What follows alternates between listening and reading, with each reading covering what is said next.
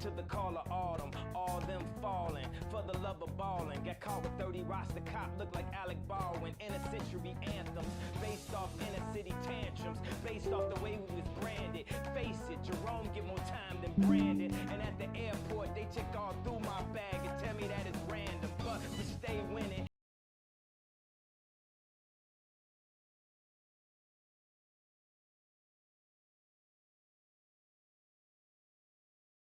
School's finished, they just stole your dreams, you don't know who did it. I treat the cash the way the government treat aid. I won't be satisfied till all my niggas get it. Is hip-hop just a euphemism for a new religion? The soul music of the slaves that the youth is missing. But this is more than just my road to redemption. Malcolm West had the whole nation standing at attention. As long as I'm in polo smiling, they think they got me, but they'll try to crack me if they ever see us. Niggas can't resist it. Remind me when they try to have Ali enlisted. If I ever wasn't the greatest nigga, I must have missed it. I need more drinks and less lights. And that American Apparel girl in just tights. She told the director I'm trying to get into school. He told her take them glasses off and get in the pool. It's been a while since I watched the news. Cause like a Crip said, I got way too many blues for anyone bad news.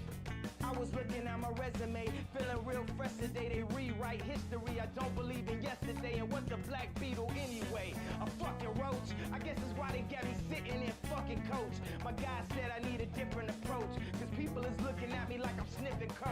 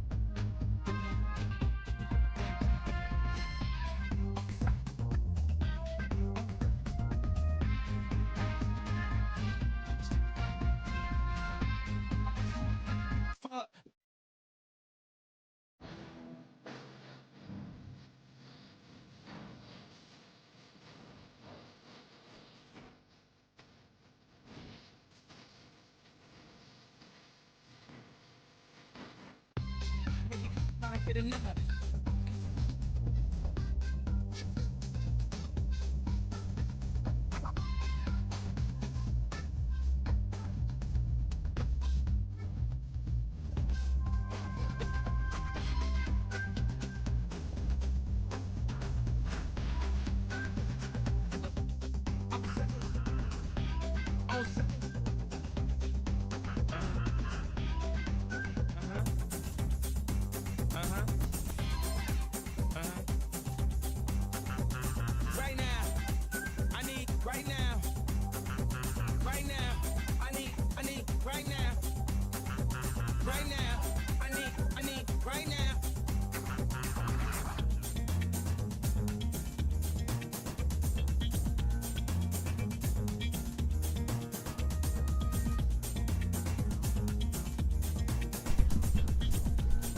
Sorry, chat, I forgot a key piece of material for today's stream. It doesn't matter, it's fine. Frack! Chat, we're like, oh... We're 0 and what? We're like 0 and 7 on me actually starting stream correctly. We'll get there one day. We'll get there one day. I forgot. I was like I should pull out an old example for the stream. Low-key, just I forgot. Starting soon. Oops. All right. What doesn't matter. We're here, chat. We're here. Ah!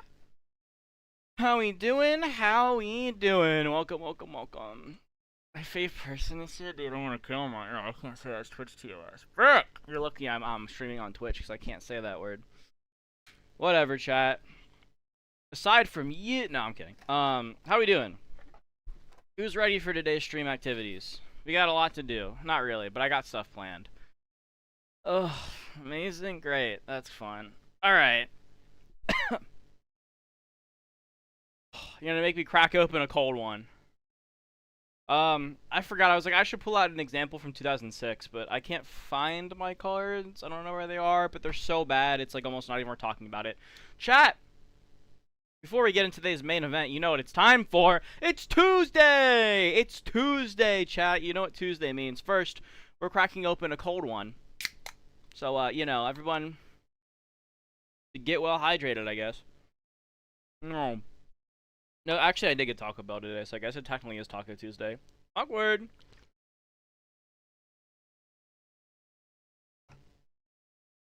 No, alright, chat. It was Tuesday, which means today is Reveal Review. That's right, chat. Everyone go crazy for Reveal Review. It's Tuesday. You know what you came here for. You came here for Reveal Review. That's why we got the funny mic. Unfortunately, today... Well, not unfortunately... But it's the beginning of the buddy fight reveals. So, probably no crash outs. These cards are actually probably going to be pretty cool. As, you know, sad as that is. So, probably not going to go crazy. But they might, you know, they might find a way to make me mad. I doubt it. There's no way. It's the buddy fight reveals. There's, like, physically cannot make me upset with the buddy fight reveals. Gotta eat, I will. I will have so much fun. I'm going to have so much fun reading these buddy fight cards. Chat. Who's ready to read some buddy fight cards? Who is ready to read some buddy fight cards? Because it is time for Reveal Review! You know how this game works. We got the bingo card right above us on our left. Let's go ahead and claim our free space. Now, granted, unfortunate part of today, we're probably not hitting much on the bingo card. Honestly, I was even like considering not bringing up the bingo card because the buddy fight collab is not going to hit a lot on the bingo card. The buddy fight collab is going to be really cool. And actually, but then I thought about it, and I realized, you know what? This is a good litmus test, you know? We saw how much we hit on the buddy fight card, in, on the bingo card in the Chaos Breaker reveals. Let's compare and contrast how much of the bingo card do we hit with the buddy fight reveal. I think that's fair. I think this is that'll be a good, you know, good bushy design test to see, guys... How much of the bingo card do you think we're gonna hit on the buddy fight reveals as compared to, you know, the more standard cards that get released? You know, Chaos Breaker, we saw a good amount. I feel like this will be a good example of the collab decks are unfortunately and unironically some of the coolest decks Bushiroad put out in the past 5 years. And they're pretty consistently interesting. Which on one hand, it's cool to get interesting Vanguard decks. On the other hand, sucks their collabs. I hate collabs fundamentally. But I can't argue they're the most fun and interesting Vanguard decks. The main deck I play in Standard right now is Freerin. Have I seen the show? No! Do I like casting spells? Yes. Anyway, chat, without further ado, before we get on to the Battle Spirits, let's take a look at today's reveals. We got a lot of them. First up, new collab! Persona! If I hear any Persona Rai jokes in the chat, you're getting banned. I've only heard 26 of them today. But yes, we're getting Persona. Japan is getting it in September, which means that we're likely to get it in about August of 2027. But if you're a Persona fan, be on the lookout for that. You know, you got some ride lines and some support cards. I've played this game. About it. Consumed my life for a week. Probably shouldn't do it again, but you know what? I'm gonna. Alright. Let's talk about some cards. First up, we're getting the effect heals. That is very cool. That is very nice to see, and makes a lot of sense that we're getting these. So if you're worried for some reason that, oh no, Buddy Fight doesn't have the effect heals, rest easy, we have the effect heals, I guess. That doesn't matter. Let's get to the actual thing, and that's Danger World. Danger World. But it's search a Mahogany Fruit? Come on. If that's a One Piece joke, I'm also banning you. But I assume it's a Persona joke. I'm not familiar with Persona. I know Persona 5. That's it. Not a big Persona head. Games are cool. Just haven't played them. Don't have the time. I don't have time for that. It's such a low-hanging fruit. Let us pick the Persona joke. You do not get to make the Persona joke. You only get to make the Persona joke if it's specifically the Persona 3 joke, and it's with a real firearm. And it is funny. Alright, guys, we finally get Danger World. I'm excited for this. Danger World, notoriously unrepresented and really booty butt world in Buddy Fight. Danger World, you know, one of the first 2 worlds to ever get revealed in the game at all. It was part of the original 2 starter decks, and this world just got nothing but shafted. As tragic as that is. I don't know why, they don't like Danger World. They are really not big fans of Danger World. But it's Danger World, and we got it now, which is exciting. We have a new Overtrigger, specifically for, Yo and his goons. You can't really see that. That's okay. It's okay. Its effect is you choose a normal order from your drop and put it in the hand. Alright, get some shield value back. And then choose one of your Vanguards that gets crit +1 end of turn, then choose a Buddy Monster on your rear guard that gets crit +1 end of turn. This is one of those cards that either is better blue OT or worse blue OT. And it depends on your deck. It depends on how Buddy Monster focused your deck is. Some decks, like Cotton World, never have their Buddy Monster on board. And thus, the original Buddy Fight OT is non-functional. But other decks that do like to have their Buddy Monster on board are probably going to prefer this OT. But, you know, it kind of comes, I'm sorry. Not that they don't like Danger World, it's that, they like Dragon World more. I guess, but dude, they've never given Danger World, like, anything, ever. Unless they've been like, oh, I guess we haven't given Danger World anything in ever, I guess we'll give it something. They stopped caring about this world immediately.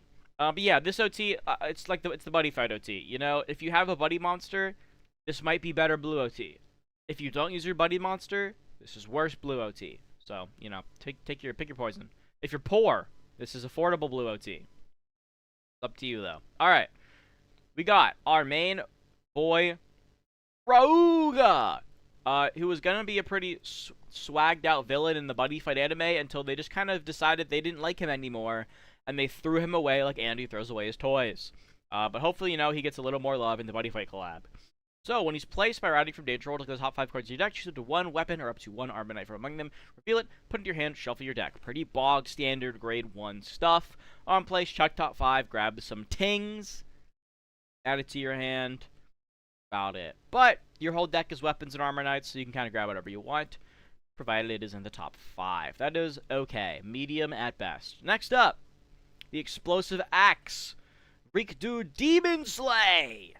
One of Ryoga's famous weapons. Arms Vanguard plays with pay 1 gauge. Your Vanguard cannot be boosted. And then Auto Vanguard, when this unit armed with this card attacks, that unit gets +5 cancel out of turn for, to the end of battle for every grade of your opponent's Vanguard. You know, if you have a friend that really likes to play Syphoralgia, or whatever it's called, you're gonna have a heck of a time. Otherwise, this card is fine. I mean, it's great, right? You pay a gauge, your Vanguard has a 15k booster for the rest of the game. It's not bad. That could be worse. Your Vanguard doesn't have to be boosted, like, right? Vanguard can't be boosted. Oh well, it was gonna get boosted for 13 anyway, most likely. So, like, having a 15k just on it is fine enough. But your Vanguard being equipped with a weapon is going to be important later. Next up, the Grade 2 Rauga. Active Vanguard once per turn cost. Put a card from hand into soul. Reveal a Grade 3 with its card in from your ride deck and draw 2 cards. Ooh, chat. We actually do get a bingo point. We do get a bingo point. We get Ride Line just a +1. Even though this isn't even a +1. This Ride Line isn't even a +1. It's a break even. Classic, typical, boring, break even ride line. Now granted, the fact that it's able to put a card from hand into the soul is kind of relevant. I have read a couple of these cards, so I have a fundamental understanding of how they work. That effect's actually kind of good for the deck, but it's a little boring. The only thing I remember about Danger Golem, yeah, exactly, is dual gold. Like, right, like, you only remember, like, one cool Danger World card, and it probably was even good. And now we got the big dog himself. Look at this art, chat. Look at my boy. Oof. Oh, he looks good. So, continuous Vanguard during your turn. If this unit is armed with a weapon, all of your grade 2 or less Armor Knight rearguards get plus 5k. Very good. Notice it's all rears and not all front row rears. Love to see that. Board buff. Let's go. Autovan, once returned when your Armor Knight is put into Soul by your card's ability, you get to draw a card. Then you can play 2 orders, but you cannot play an order with the same card name as the order you've played this turn. You know, it's great. The ride line automatically triggers this. That's very strong. So the ride line actually will, like, low-key end up drawing you an extra card and letting you go +1, even though the +1 is off the base effect of your grade 3. But it's still nice. It's still nice to see. And then finally, Armor Reuse. Active Vanguard once per turn, cost counterblast 1. Choose up to 2 Armor Knight from your drop. Call them to rear guard. Random Grand Blue effect on a unit. Whatever. It's fine. Board recursion is always going to be valuable. This Ryuga functions a lot. He functions similar to Zanya in that he himself doesn't do very much. But he is very important to your central strategy. He gives you the ability to play 2 orders this turn. He's going to let you rebuild your board, and he's going to let you draw some cards to replace the cards you're going to be putting into your soul, and he buffs your board. He's pretty fine all around, but he is a Vanguard that is built off of the sum of his parts. Let's continue on to some broken cards. Survival Chance. This card can be played from drop, and you can play it with cost pay a gauge. You can bind this card before one of the following. For damage zone is 3 or more cards, you also draw a card. So, if you have 3 or more cards, it can be pot agreed, because you draw another card. Or, you can search your deck for up to 1 weapon, reveal it, put it into your hand, shuffle your deck. Not gonna lie, I think a lot of this is going to be, you just kind of pop this for pot agreed. The search is, I don't know how relevant the search is going to be. I have to double check, like, going back through this to figure out what all is exactly weapons. Because you're not going to search multiple, oh wait, no. You have no in-archetype way of searching Demon Slay, don't you? You have to either find it off the... Okay, so here's what you do. You either find Demon Slay off your grade 1. If you whiff it, then you can pop the order to just search it. And then once you've searched the Demon Slay, every other copy of this card is pot agreed. It's kind of the idea. Next up, Battle Aura Circle. Who remembers Battle Aura Circle? Dude, man, Buddy Fight art just got... I can't get over it. What the heck? Oh, man. Alright, whatever. This card's crazy. This is the Sentinel of the deck. You pay the cost of discard card from hand, you know. Choose one of your units can't be at the end of the battle. But then your Vanguard gets power plus 5k until end of turn. PG that turns your Vanguard into an 18k for the turn? How sick is that? It does suck that to maximize this, you know, you want your opponent to swing their Vanguard early. So if you're playing against someone who swings their Vanguard late in the turn, that's a little unfortunate. But I think this card is still very solid overall. It's really hard to complain about PG that puts you at 18k base, right? Let's be for real. Next up, Armor Knight Ogre A. Act rear guard. If your Vanguard is grade 3 or greater, or if your damage zone is 3 or more cards, you can put this unit into your soul. So most of the Armor Knights, this is sort of like the Yu-Gi-Oh style of keywording, where it's like all of the Armor Knights just kind of have this text on them. This is sort of like how it's like how a keyworders function. All of the Armor Knights have the act ability of if your Vanguard's grade 3 or greater, or your damage zone is 3 or more, you can just shove them to soul, right? And then they'll all have effects that trigger once they're in the soul. In which case, Armor Knight Ogre A, right? Let me put this in. Okay, yeah. Is during your turn, if you have Vanguard with Wargorn in its name, and is armed with a weapon, you get 5,000 power. So for every Armor Knight Ogre A you have in your soul, he's going to give you 5,000 power. This card is not very good. Honestly, low-key goes into thing that just gets 5k. But it is like the baseline version of this deck's gimmick, you know? Have you missed any bingo cards or anything else? Let me double check. There's no broken filter yet for armor power. We have board power, so it does not count. We have check top 5 checker on the ride line. Oh, no, on the ride line doesn't count. It's got to be a main deck card. Index card doesn't count because it's a collab deck. It gets the pass. Really just as restart trash paladin. I mean, you could say Vanguard's trash paladin. We kind of do get that.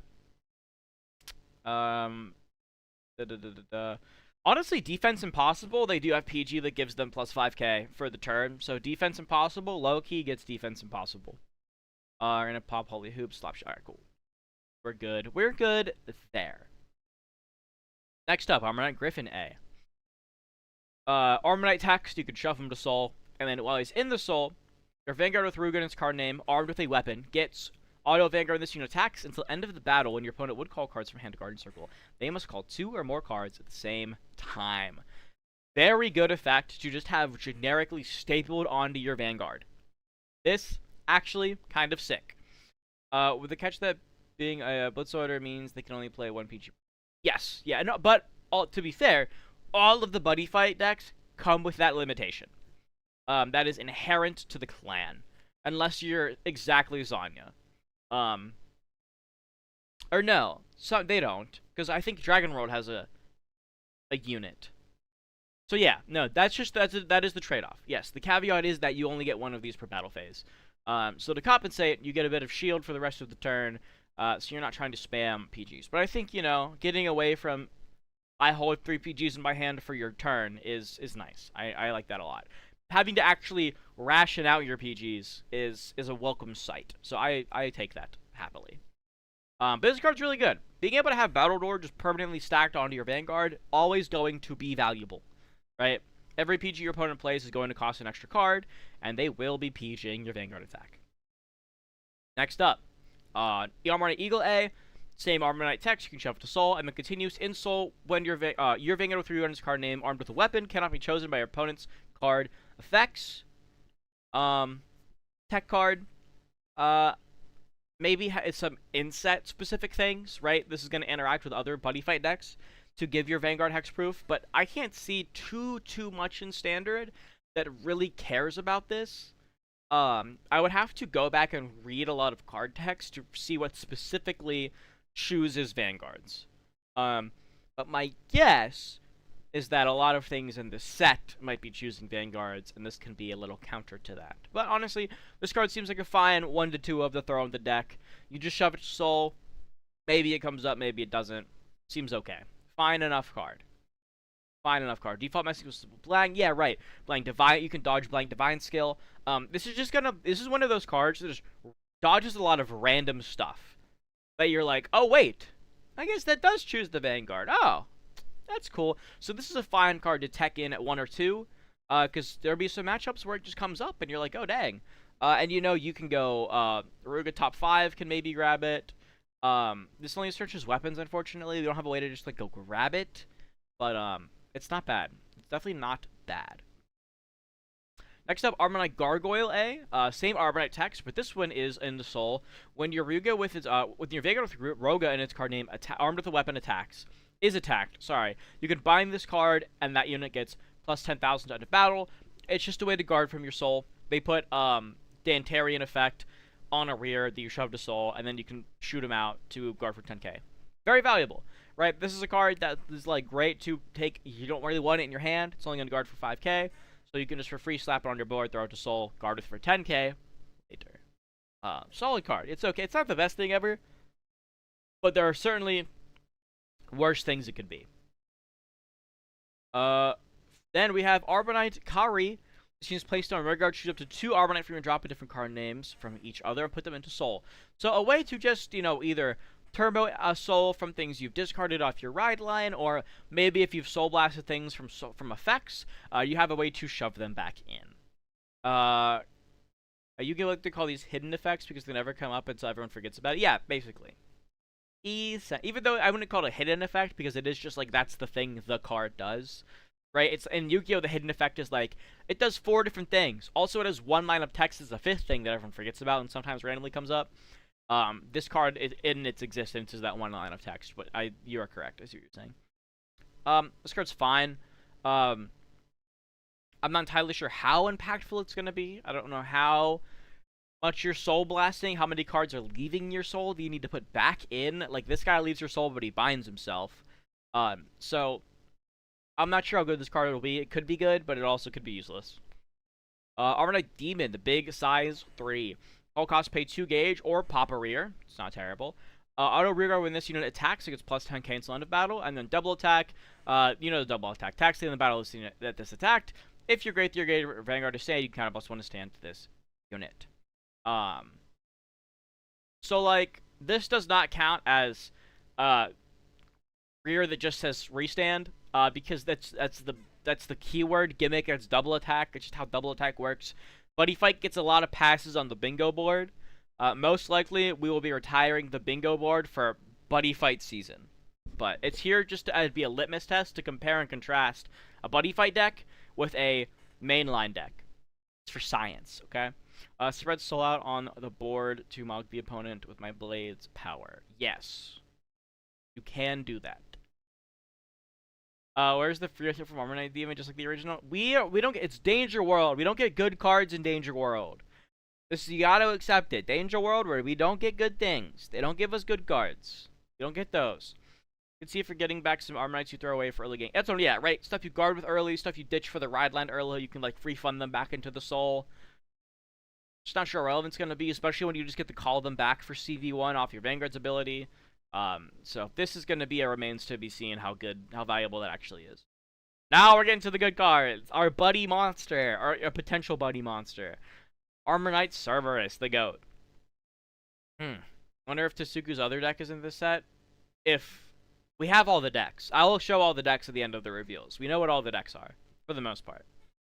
Call cost. Pay a gauge for the top card of the deck into this card's Buddy Soul. Typical buddy call, or typical just calling of the buddy monster things. Act rearguard, what's return cost? Pay a gauge. Choose an Armor Knight from your rearguard or soul and put it into soul or this unit's Buddy Soul. So you're able to kind of, maybe the example is you want to always be paying gauge to pull things out of soul and put into Cerberus' soul to make him kind of healthy. And then when either Cerberus dies or you spend a lot of gauge, you can refund it all back into your soul by playing the Kari. Right? And maybe if Kari dies, you refund. I can see like the resource loopage kind of going on. I see, like, the vision. Let's see here. Act rearguard, what's return cost? Put one of this unit's Buddy Soul into the drop. So you have a way to spend all your Buddy Soul. You can choose when your opponent's rearguards retire it. Okay, so you have random... Oh, I guess we can kindly get random pop. I mean, technically, that's random pop. They were like, how do we make you spend soul? And then you go... And then auto rearguard, when your Vanguard is attacked... You can put one of this unit's Buddy Soul in a drop. Your Vanguard gets power plus 2,000 into battle. More defense. Wow, this deck is surprisingly defensive. That's kind of cool. That's what I really like to see. I'm not going to lie. So, most likely, you're going to be spending your soul on defense. More so than popping things. But I could see, honestly, you have enough. You have enough for both. What did I miss so far? Just reveal review. It's Tuesday. It's Tuesday. So, we're doing a little reveal review to start off the stream. And then after that, we'll get into the main topic. And then, of course, you have Soul Guard. Very cool card. I like it a lot. Is it the strongest thing in the world? No. But it's very cool. And I appreciate that. Then we have Armor Knight Cerberus SD, which is on act rearguard, choose one of your Armor Knight rearguards, put this unit into the Buddy Soul, the normal like SD effect. And then when the Armor Knight with this card, its Buddy Soul attacks, you can pay a gauge, choose one of your opponent's rearguards, and retire it. So, more often than not, if you have extra gauge, you'll be spending this to pop things rather than spending this to pop things. But this isn't bad. It's a way to get also extra Buddy Soul on the Cerberus to have more Buddy Soul to pop for defense, or maybe just popping things regardless. Heck, you could pop 2. Not horrible. Not horrible. Alright, big things. Triple rare. Triple rare, Armor Knight, Cerberus, A, baby. Let's go! I have the Battle Spirit Soul card game in IRL. Me too! Danger World is forced into regular crime and theft towards the end of its life. Dude, Danger World, they abandoned that world. It's crazy.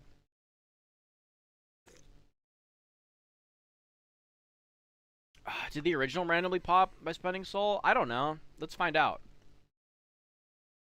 It probably did.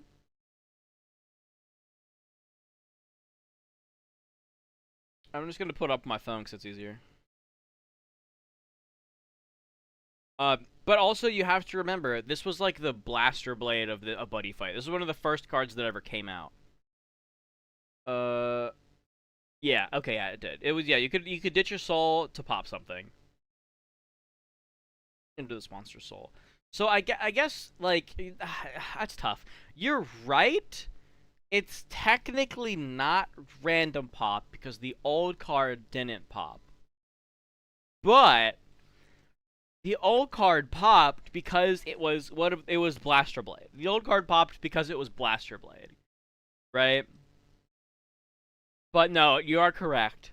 It is technically not random pop, even though in the context of Buddy Fight, I would call it more random pop.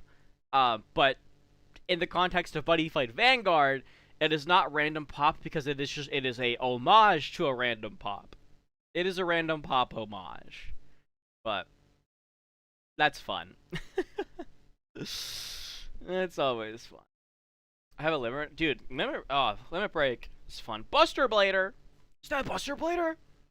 Let's read Armor Knight server say.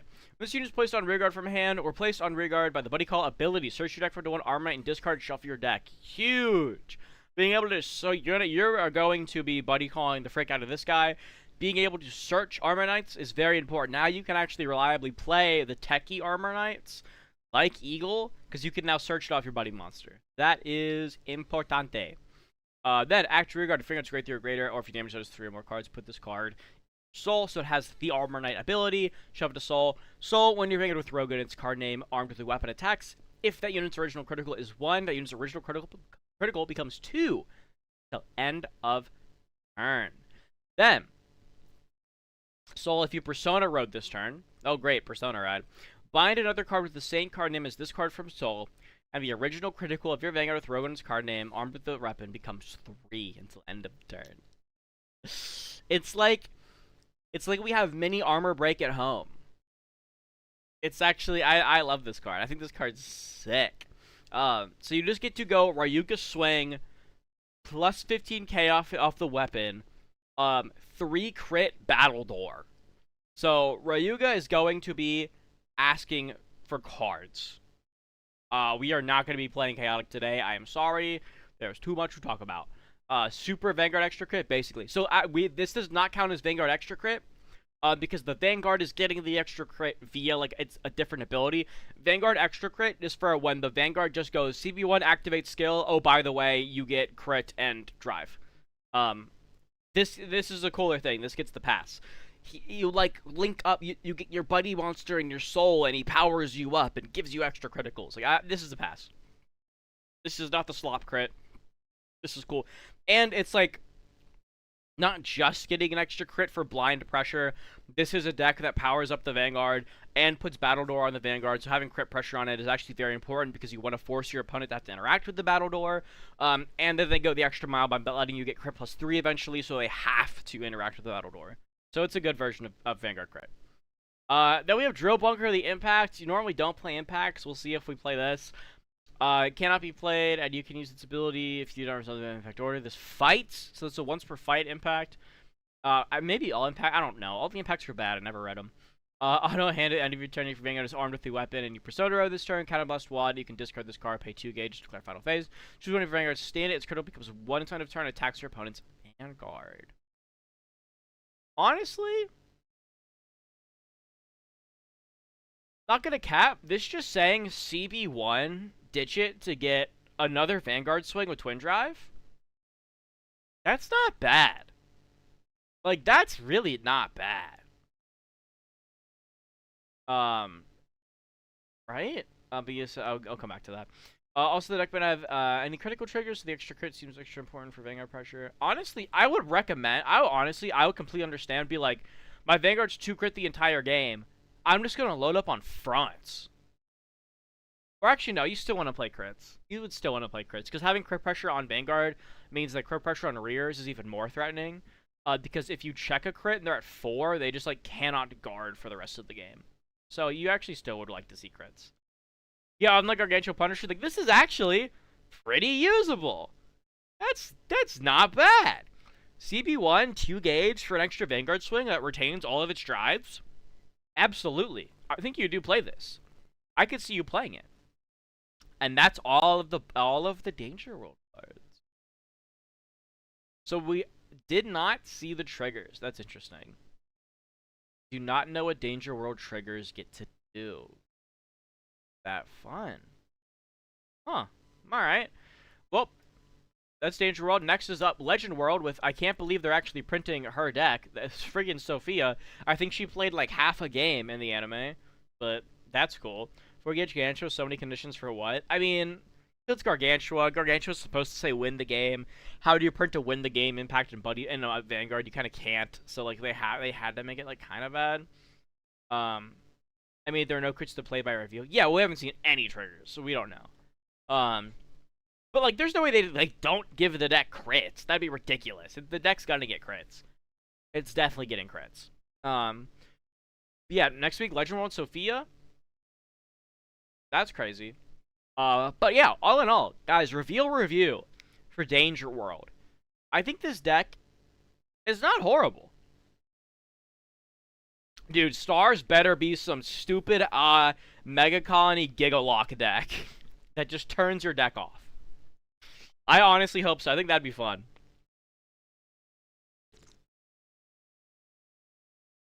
I'm so here for it. I think that'd be fine. This deck's actually really cool. I like it a lot. I don't think it's the strongest thing in the world, because, hey, what did we notice? Not a lot of restanding. This is not a 5-attack slot pile. So it's not going to be the strongest thing ever.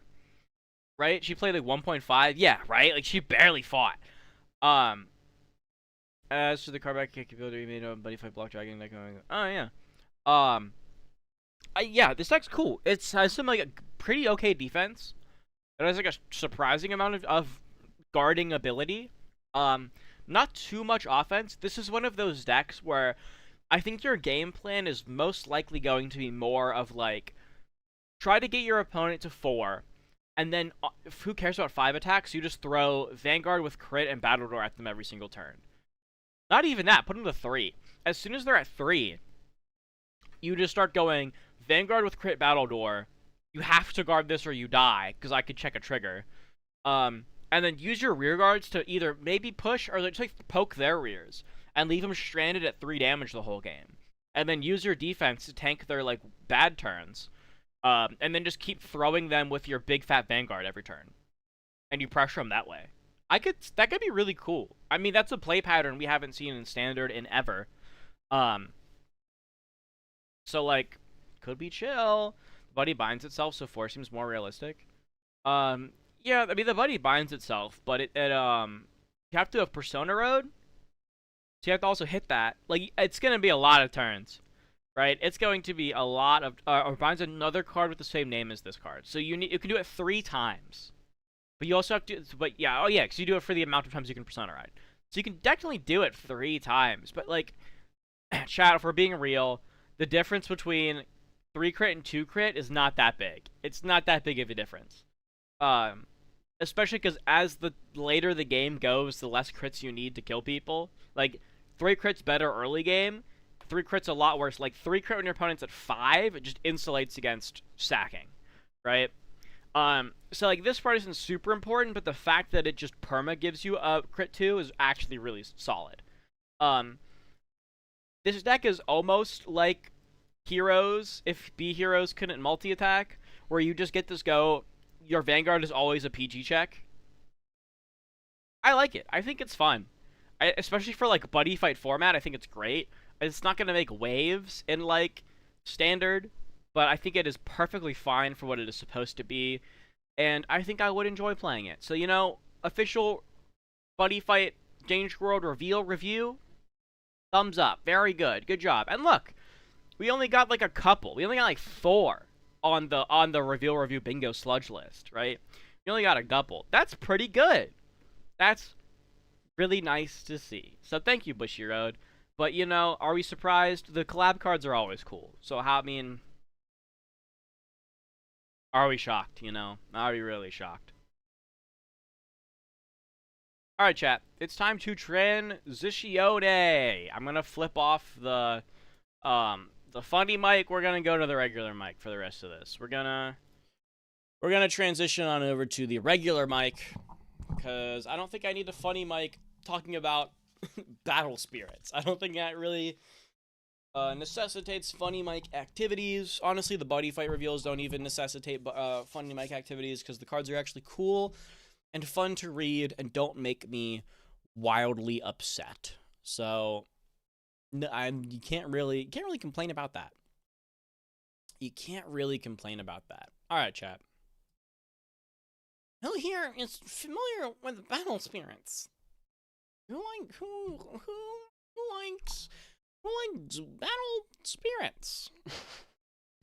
The master's watching what happened in Battle Spirits. The master's part watching Flash about to get. But yeah, I mean, dude, Battle Spirits got treated so bad.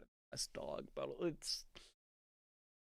It's so sad, dude. I feel so bad for Battle Spirits, man. And when they put this energy into new cards, never. They'll never give us cool designs in standard. It's always gonna be multi-attack and give the front row power and get triple drive and crit. That's it. Only collabs get cool ideas. Whatever.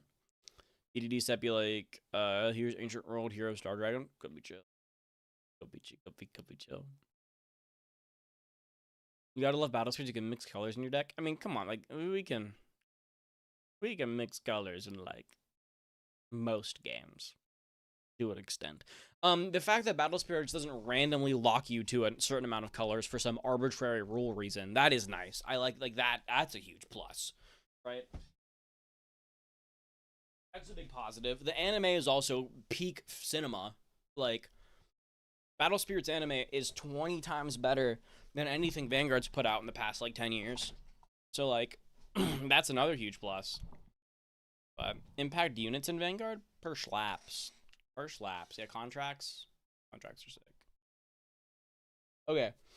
Let's do, I guess maybe we should do, like, little Battle Spirits history. Is my playmat stained? I think it is. I have this really cool desk mat, but I think it's got, like, stains.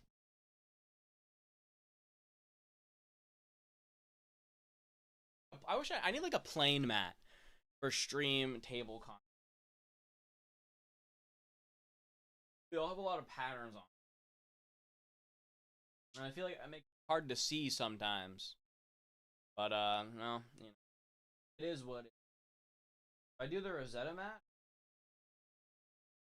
no, we punched out. Bust out the go. I love this mat. This mat's so pretty. Oh, it's so nice. Custom Hanzo card 5 Vanguard deck. Oh, that's kind of sick. Play purple the entire time the game was out. And Mystic Control Tools. Actually impactful. Team started to play Destiny Purple Control. Oh, that's cool. Too bad Battle Spirit Saga sucked balls. And is evil and bad and dumb. Oh well, what can you do? Alright, gang. What I'm hearing is that you need a purple and black checkered patterned playmat. I would prefer not to do that. I would rather not have a purple and black checkered pattern. I'd much prefer something a little bit cleaner. Alright, chat. So Battle Spirits, if you don't know, is this dusty? This is kind of dusty. Let's put it on my shelf. Ugh. If you don't know, Battle Spirits, a Japanese game. Very cool Japanese Battle Spirits Japanese game. They don't know the difference between Battle Spirits and Saga. That's why we're gonna explain it. That's why we're gonna do the history lesson. Why they didn't start from the Dan Saga? Why would they start from the Dan Saga? That's such a that's so old. That's the second season. You know what I mean? That's like if you were like, you went to a like Italian Vanguard in V series and went, why didn't they just start at Break Ride? Like, it's a weird place to start. Vanguard, Battle Spirits art is freaking look at this dude. Look at my go. I think this is Green Seeger. Look at this guy. He looks freaking sick. I wish I lost my English cards, but you know what? They look like poopy buttholes, so it doesn't even matter. So Battle Spirits Japanese game, but it wasn't always Japanese game. It's actually made by Mike Elliott, the guy that made freaking Duel Masters. And it released, actually, did it release in the States first? I think it might have released in the States first, in like 2006. And then it died. It died in America, because the cards looked like poop from a butthole, and low-key just looked like Magic the Gathering 2. It was bad. But in Japan, it managed to survive and then reinvent itself and then thrive. and is a very, very popular card game over there. And then it started to do not so well, started to do not very good, and then they did a Digimon collab that saved the game's life in like 2018 or 2017. And now, game is very popular. Game is. Oh shoot! It's in.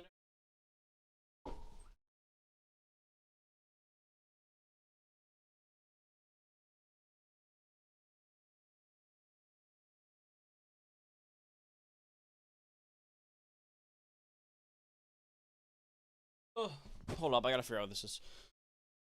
Red Eyes White Dragon. This guy's green. This guy's very visibly green. They put in Seagworm and Secret Nova front and center. It's my experience the moment the game started to get a groove. Oh no. I don't know why they printed like when they printed Saga, they picked the most random like units, like the most random X rares they could have. Like yeah, they started with like Seagworm Nova, which is cool, and then the green X rare from the starter deck was the stupid Phoenix from the 12 Zodiacs that came out in like 2019. It was all over the place. Well, that's because the animes with Dan were the good ones. I adore season 1 of Battle Spirits, but like if we're being real, season 1 of Battle Spirits low-key sucks. It's really boring and bad, but I love it. I'm a huge fan of season 1 Battle Spirits, but like if we're being objective, it's pretty terrible. Dude, where is this? I should have had this prepped. I don't know why I didn't do that. The most recent. Oh, ugh. Okay. Well, the most recent one hasn't aired yet, so be on the lookout for when that airs. But before that, the most recent one is kind of hard to say because it's a series of like shorts and like OVAs more than like a full series. We haven't had a full Battle Spirits anime in a long time. It has been a hot schminute since we've had an actual like full length Battle Spirits thing. Why they changed Phoenix Yoga completely? Because they had to make it fit with the stupid Saga rules. Like they couldn't actually just print the raw card because it had a bunch of mechanics from that era they weren't gonna print. No, what they should have done, and it's annoying that they didn't do, but I kind of get why. They should have started at the Contract Saga. They should have printed at set 60 because set 60 is a really, really good standalone set. When they first announced, I love this playmat. I love this playmat so much. When they first announced that Saga was like a thing, and was getting printed, the first thing I did was I looked at like what set's coming out now, and it was BS 60. Is there a lag? I've dropped 0 frames. It's not my fault. The most recent set that was coming out was set 60, which introduced contracts. So I proxied up all of the cards from that set, and it's a really, really good standalone format. And straight up, I think they could have just printed set 60 on and been pretty much okay. But what we got was, it would still have some problems, right? It's not the perfect solution, but it would be a lot better than what we did get.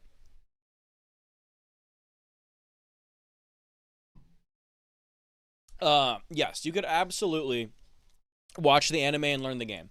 It's Vanguard. It's literally Vanguard. Like old 12 Vanguard anime. They straight up just play the game. Like, obviously it's not going to be like they're playing meta decks, right? But like they straight up just play the card game like in Vanguard. But yeah, Battle Scene Chain new mechanic. Yeah, right. Like whenever they introduce a new mechanic, that's always a decent place to start printing. And I really liked the set 60, like just those decks played into each other so well, and it was so much fun.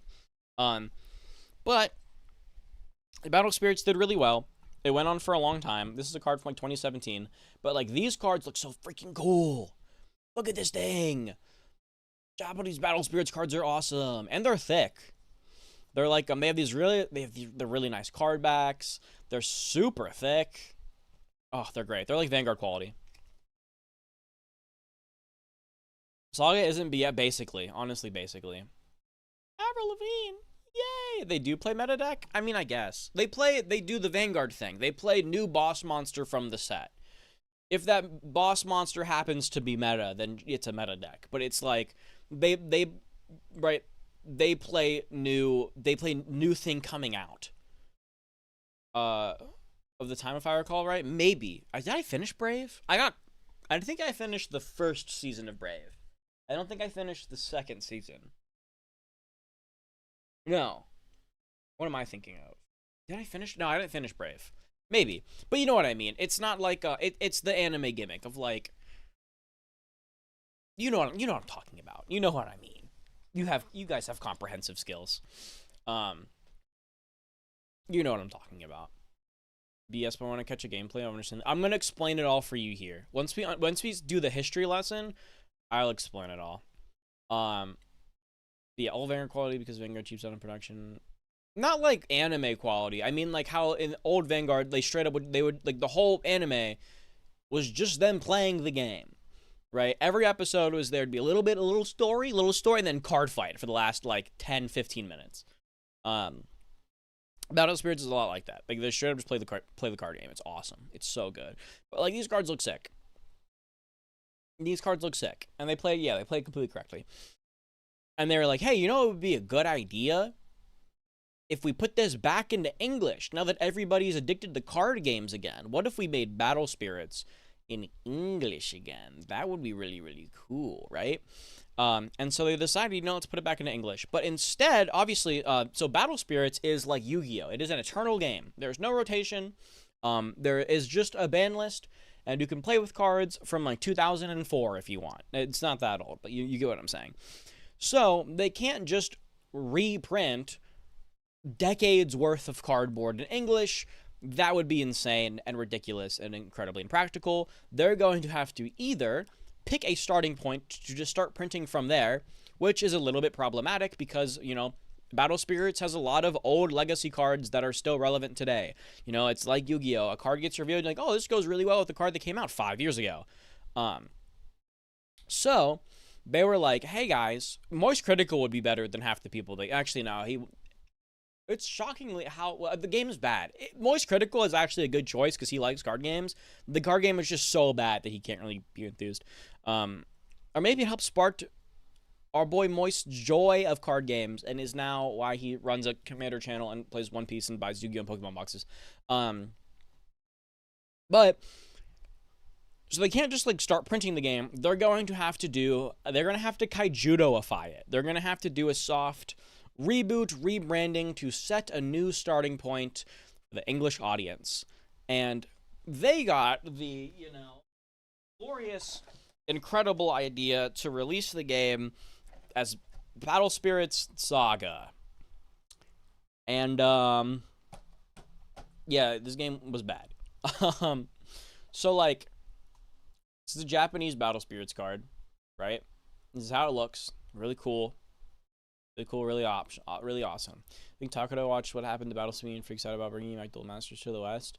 There's a lot more reasons why that can't happen.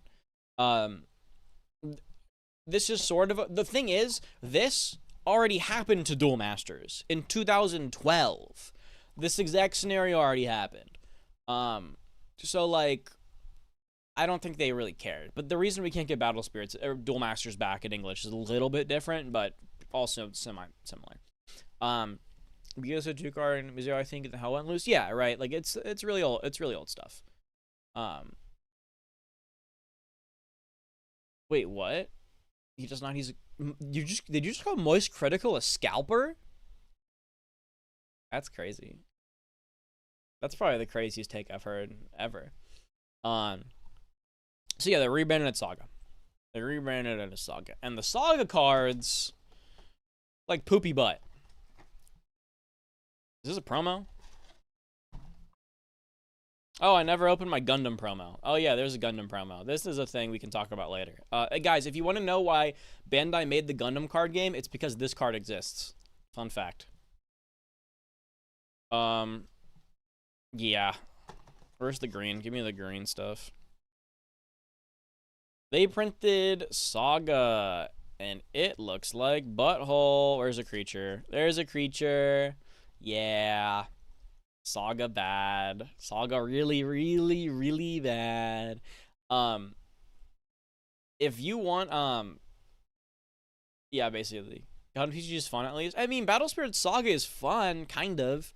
They just took away all the cool stuff about the game, which, you know, sucks.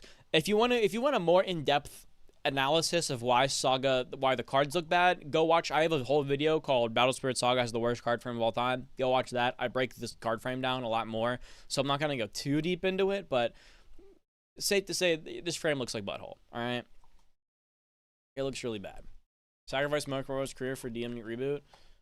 I mean, I would love to do that, but again, there's like a multitude of reasons why we kind of can't get Duel Masters ever again.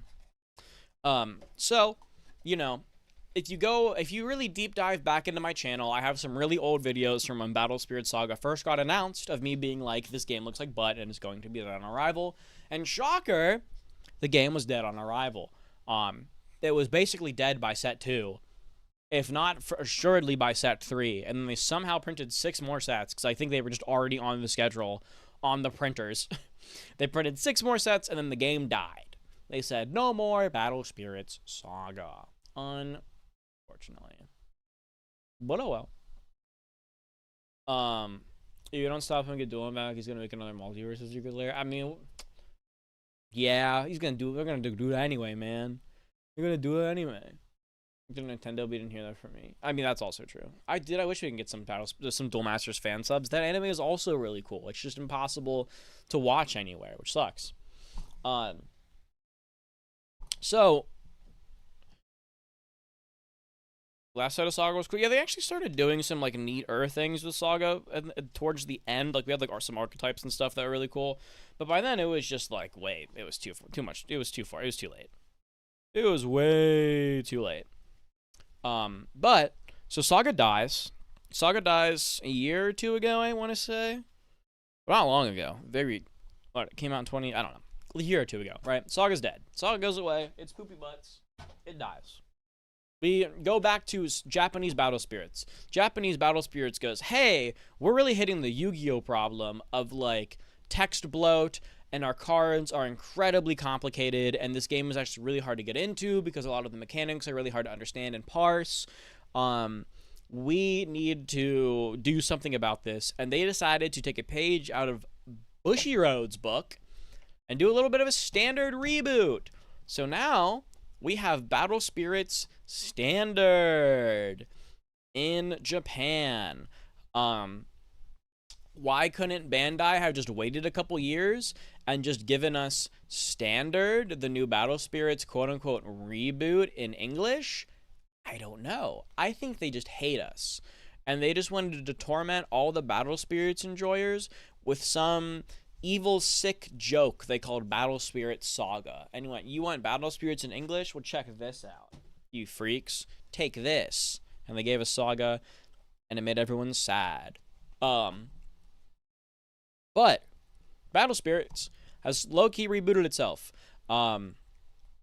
As Standard. So now they have the classic, standard Eternal format break of all your old cards are still playable. They're all still playable in the Eternal format. They're still going to be Eternal formats.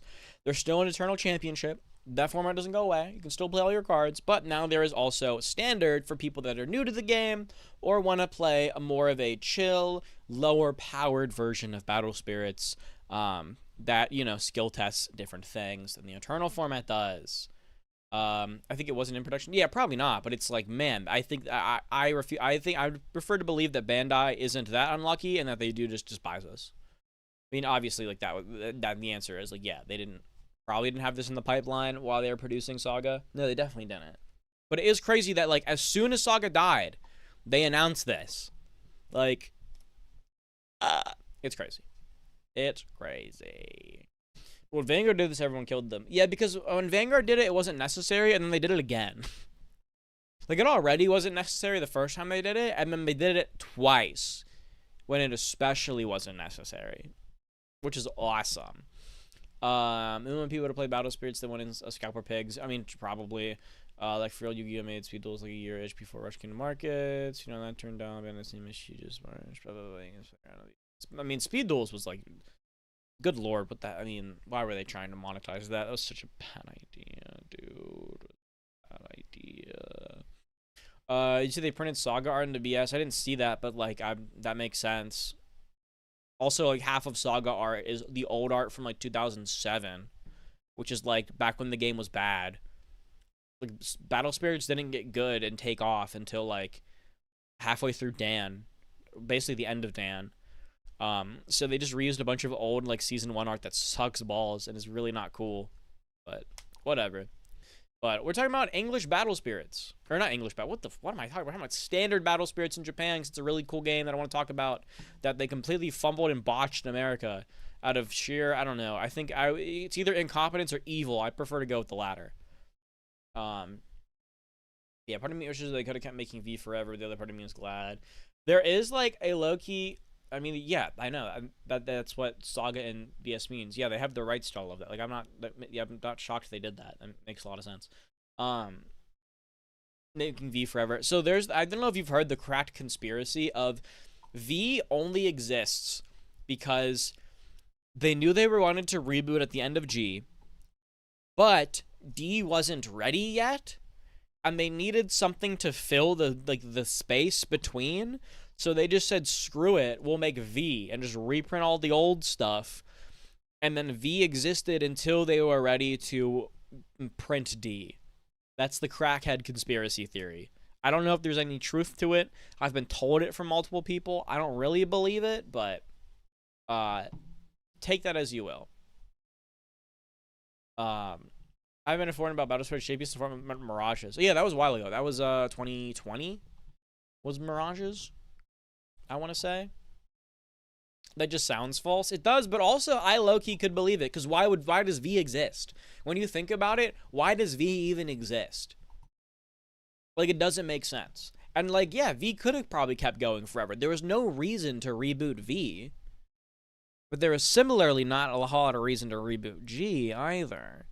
So I'd low-key, there might be some truth to it in some way, shape, or form, because why does V exist?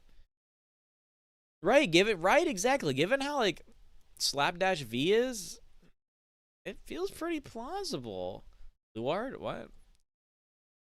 I don't know what that was. Is Luard bad? What? Same business would have worked in the U.S. if it wasn't until Bandai. I mean, yeah. Well, that's the other thing, too. Well, it's funny you say that, because Bandai is still who produces it in Japan. It's not like there's no Bandai in Japan. It's still Bandai. It's the same company.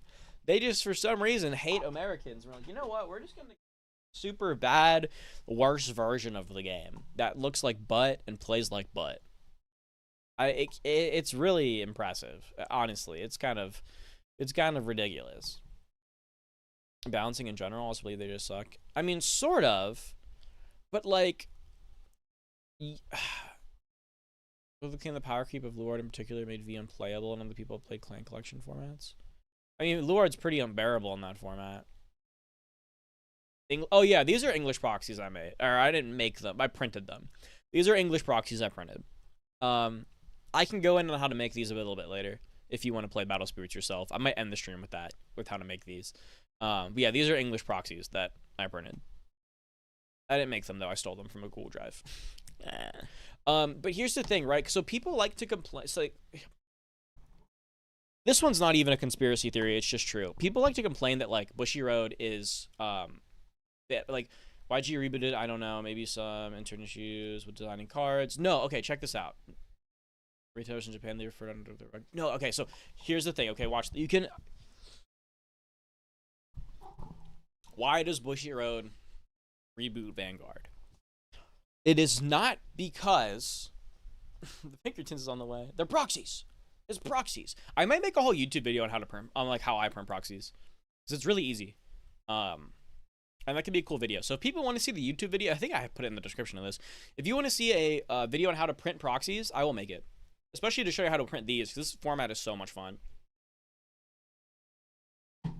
Okay, so Why does Bushy reboot Vanguard? Typically, when games reboot, it is because their power creep is at a level that is out of control, and they cannot fix it without hard resetting the game, right? That's like the usual thing. That's why Battle Spirits is printing standard, because it's just too complicated for people to play. That's why Dragon Ball printed Fusion World, because original Dragon Ball is just unapproachable, right? The thing with Vanguard is you can see the exact point at which they decide they are going to either kill a game or reboot the game. If you notice, you can see it in G, and this became a full-on pattern in V. Look at the last year of sets before either game's reboot, or either format's reboot. What did I mean? Oh, we're just talking about reboots. Look at the last year of G, and look at the last year of V. You can pinpoint the precise moment they decide they're going to reboot the game, because what they do both times they've decided to reboot the game is they have said, you know what, we're rebooting the game anyway, let's dial up all the effects to 11, push the game as far as possible, and then either like limit test for some reason or just to sell products. So you'll notice this with the end of each era. With G, it was the start of the Ultimate Stride era, and you see it start at GBT 13, right? And in V, you see it start with the G era, when they start reprinting all the G stuff, right? That last year before they reboot, they just push the power level over the edge for like seemingly no reason other than the fact that they know they're rebooting, right? So as soon as they know they're going to reboot into V, they go, all right, this last wave of sets, this Ultimate Stride era, we're just going to push the power as far as we can. And you see it with every single GBT set post 13 being more broken than the last. And then you see it even more in V when they start printing all the G era stuff, the last year of V before D gets announced. And it's just broken set after broken set after broken set. And then you get like the Lambros Victor set, which is really bad, but then Luard's in it and it's crazy. And it's just, yeah, you have the weird little mid gap of like Lambros, the Victor set that sucked balls. And then you get like stuff like Luard into Garget with Hamia. Like, it's just like broken nonsense. So does Bushiroad reboot to fix power creep? I don't think so, because every time they've done egregious power creep, it's been with the knowledge that they're going to reboot. So the question remains, why do they reboot? It's a conspiracy theory. We may never know. But we do know the answer is not to solve power issues, because they purposefully engineer those power issues before they reboot. They also do this in Buddy Fight. In Buddy Fight, before they killed the game, they decided we're just going to milk it for all it's worth and started pumping it full of collab sets and power creep. And we just made every deck as broken as physically possible until the game is in an unrecognizable shell of its former self. And once they've gotten all the money they want out of it, they kill the game. And Buddy Fight dies and moves over to Thailand, where it somehow still exists. Yeah, D is ready to die then? Maybe. I don't know. New Alpha is the game because there's no rotation. We should pretend they don't want a rotation, but they really do. Oh, dude, Bushy games rotate on you. It's so funny. People complain about like rotation and stuff, and it's like the Vanguard rotates every month. There's a rotation every new set release. Like, the game rotates anyway. People just don't really want to talk about it. But yeah. If they just pull Konami a bank for sub products, they're resetting it. Pick your poison, dog. Pick your poison. Honestly, like, both suck. At that point, straight up pick your poison. We couldn't tell with Buddy Fight because X began Power Creep. Sort of, but like end of Ace. You absolutely see it. Once the anime died, you see it. The game went crazy. Once they stopped making the anime, like when the Horus stuff came out, it just started going up, and then once they introduced collabs, it just shot up. As soon as they introduced collabs and that last like year of the game was foul. You had like FTKs. You had like several FTKs. It was crazy. It was beyond wild. Yeah, rotate. Yeah, exactly. It rotates Yu-Gi-Oh style. So like there was power creep in X for sure, but it was more like standard power creep. It was like normal for the game. Like yeah, Lost World was an insane power creep. It was nuts. It was disastrous. But you could see they like turned the dial up to 11 for that last era of Ace, right? I think X they just started kind of slipping up during X, but X had some really good formats in it too. They were definitely still trying to make it a game. But you can see Ace they do the like, all right, game's dying soon, pump it with as much stuff as we can while it's still alive, and then we're getting rid of it. It was really annoying. But Yu-Gi-Oh! Battle Spirits, two fair games. They're two very good games. Two very good games. People saying end of its life and V card came out. No, exactly. Like G was at the end of its life because Bushiroad put it there, right? By the time they would have decided they were going to reboot, they would have been working on GBT 13, which is the set that started that super push and power level that actually made G at the end of its life. So like G only hit the end of its life because Bushiroad purposefully put it there a month before the reboot, right? Like, it's kind of crazy. Duel Masters was so sick. You can play it in English. You just have to go really out of your way to do it. You can play Duel Masters plays if you get the English patch. There are ways to play Duel Masters, but, like, it's not... Like, obviously, I'd rather have, like, English cards in English to play with. That would be nice. That'd have been really cool. The Chaos release was horrendous. Yeah, doing it that one format. Though I will say that matchup was fun, but when it was just Thunder Knights versus Chaos, it was a little rough. But I do really like that comparison. Go to cover why Saga is bad in comparison to JP. If you want, so like, the cards look like freaking butt. But if you want a whole video on why the card frame is the worst card frame ever conceived, I have a YouTube video on it called like Battle Spirit Saga is the worst card frame of all time.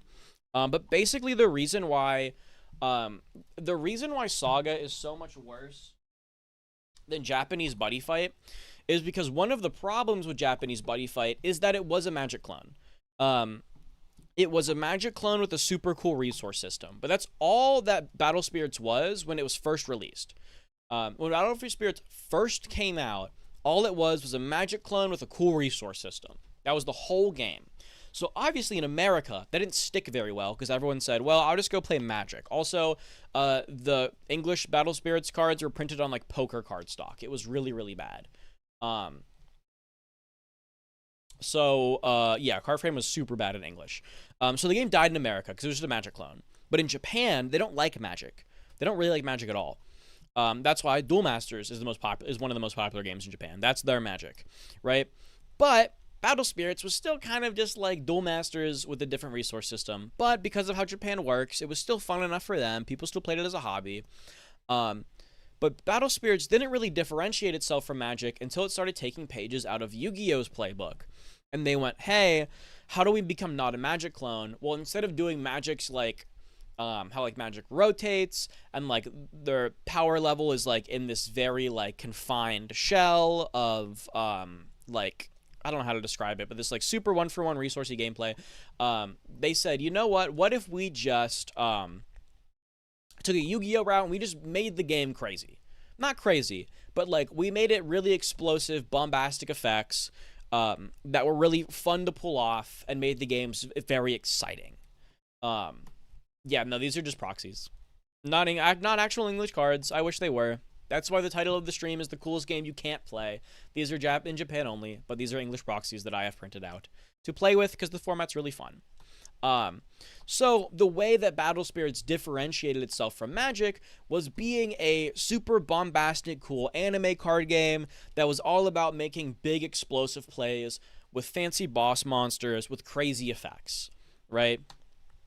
And that was kind of the gimmick behind Battle Spirits. It was the Magic game. Originally in Japan, a lot of people will tell you that like the really nice quality proxies, Office Max. Go to your local Office Max. Yeah, you'll see how crazy. Actually, if you look at it, if the camera is doing them so much justice, if you actually saw them in real life, they're horrible. They're printer rares. They're terrible quality, but they're legible enough to play with, and that's what counts. But yeah, reading them, they're locally kind of hard to read. But the way it distinguished itself from Magic is that it was a game more about bombastic, fancy things. The Japanese player base will actually sort of tell you the inverse. Battle Spirits did Universes Beyond first. Yeah, Battle Spirits did a lot of collabs. They didn't go as far as to be like, it's Universes Beyond, to convince people that it made sense. They just printed collabs. And people were like, oh, I get Gundam in my Battle Spirits game? That's awesome. Right? And they kind of liked it. FedEx for proxies? Yeah, same. You just go to any local print store, office store, whatever, and just use a self-service printer. That's what I do. It's super easy. But I think I'm going to make a video on it, on how to print proxies. That sounds fun. It also depends on what the new Bandai game is, because I might make a review this weekend. I'll see. I don't know. I got videos in the pipeline. But if you ask a Japanese player about Battle Spirits, they'll probably try to sell you on it by telling you the inverse of what I just told you. Where if you ask a player like, oh, what's Battle Spirits like? They will tell you it's like Duel Masters, but with interaction. Something that sets Battle Spirits apart is it has the flash step cards, which are just instants. But they're a little more like restrictive than instants. It's not anytime. They're just dedicated instant casting steps during the battle phase. There's a new Bandai TCG. Yeah, it's getting revealed Thursday. And we're going to talk about it Thursday. That would be insane. Would we get that? That would be a weird global release. I don't think it's going to be about baseball game. Japanese players will sell you on the game by saying it has this instant speed interaction. Is that it's like Duel Masters, but like with Yu-Gi-Oh interaction. If you can actually cast spells on your opponent's turn. That's the big selling point of Battle Spirits in Japan, is that it actually has interaction. But the game's really, really sick. Dude, oh. Y'all must be new to the channel. Y'all, we got some new commenters in the chat. I'm glad to see y'all here. I'm glad to see some new commenters in the chat because yes, Chaotic is coming back. I made a video on Chaotic and it freaking blew up somehow. And then they printed trap cards. They printed trap cards like 4 years into the game's original printing. I don't think they're in standard yet, but they are in Eternal. But there are traps. You have one trap zone, you set them, and then whenever they proc, you go boom, burst. I activate my burst, bam. Bursts are fun. They're really cool. And then yeah, I really hope we get Naruto back. If we get Naruto back, I will jump for joy. If we don't, I'm gonna crash out. So put a Kalshi bet on it being Naruto. I really need it to be Naruto. But yeah, Zenon's was cool. Zenon's art was pretty sick. But that's because Zenon's art was basically a Battle Spirits. I think they had a Battle Spirits collab. They did. They had a Battle Spirits collab. I think you could get Dan as like one of your AI buddies in it. But yeah, it was basically Battle Spirits. Yeah, don't play digital card games, kids. Don't invest money in the digital card games. They could die at any moment unless you're like Master Duel. Yeah, I already talked about the existing Naruto TCG. Go back and watch that stream I did like literally 2 days ago. We talked about Naruto. I still hope it's coming back. If not, well, I'm still gonna crash out. What I'm gonna do is the plan is if it's not, we're gonna watch the stream Thursday. If it's not Naruto, I'm gonna make a review on the Naruto TCG that does currently exist. That's kind of the plan. Yeah, they had decks and stuff. Yeah. How long have we been talking? Oh, you're on YouTube. Just click it. You can see. Shadowverse, yeah, is not gonna die. Send creatures to mana, ramp, or take them out of mana if you can pay for them. Hey, go play Shardbugs. Shardbugs does the same thing. You might like that. Resident Evil, that's crazy. Go play Shardbugs. But yeah, so let's talk about Battle Spirits real quick. So Battle Spirits, I said, it's just a magic clone, right? But it has a cool resource system. What is that resource system? Let me bust out a different deck. Let's swap. I have all the decks printed, so I'm gonna just swap through a bunch of them as examples. Let's go over to yellow. I printed out all the standard starter decks. Ah! Alrighty. So, I said that Battle Spirits, Magic Clone with a fun resource system. And you're right, it's the cores. You see, in Battle Spirits, we don't play with any of these stupid resource land cards. There's no putting your resources face down and tapping them for mana. No, we got rocks. We got rocks. And these rocks are really freaking cool. You have a bunch of blue rocks, and you have one special red rock that I'll talk about later. This is your mana and your resources. The way these work is they'll start the game with a pool of like 4. I'll put these up here. Yeah, there we go. You can see them up here. I guess I shouldn't have done blue on blue, but oh well. You start the game with a pool of 4, and every turn your pool goes up by 1. Yippee resources. They'll normally be like down over here. They'll be like down over here in your little resource pool. And then let's say we have like our deck, our discard pile. And whenever you spend them, you just kind of slide them across the mat under your discard pile. Down about here. And then when your turn starts, you get all your little gems back. We'll talk about the red one later. It's 3 in a red, but I'll talk about the red one later because the red one's fancy. You get your little gems back. So at the start of your turn, you always draw a card. You get a fresh core from the ether, from the void, and then you slide all your cores back. And that's how the mana works. Now, the really cool part about this game is that all of the cards, you know, they got a cost, right? We'll get to the little circles in a second, but they got a cost. So this guy costs 4. So to play him, we got to pay 4 cores. So we can take 4 cores and we slide them into our core trash, right? We spend the 4 cores and we play them.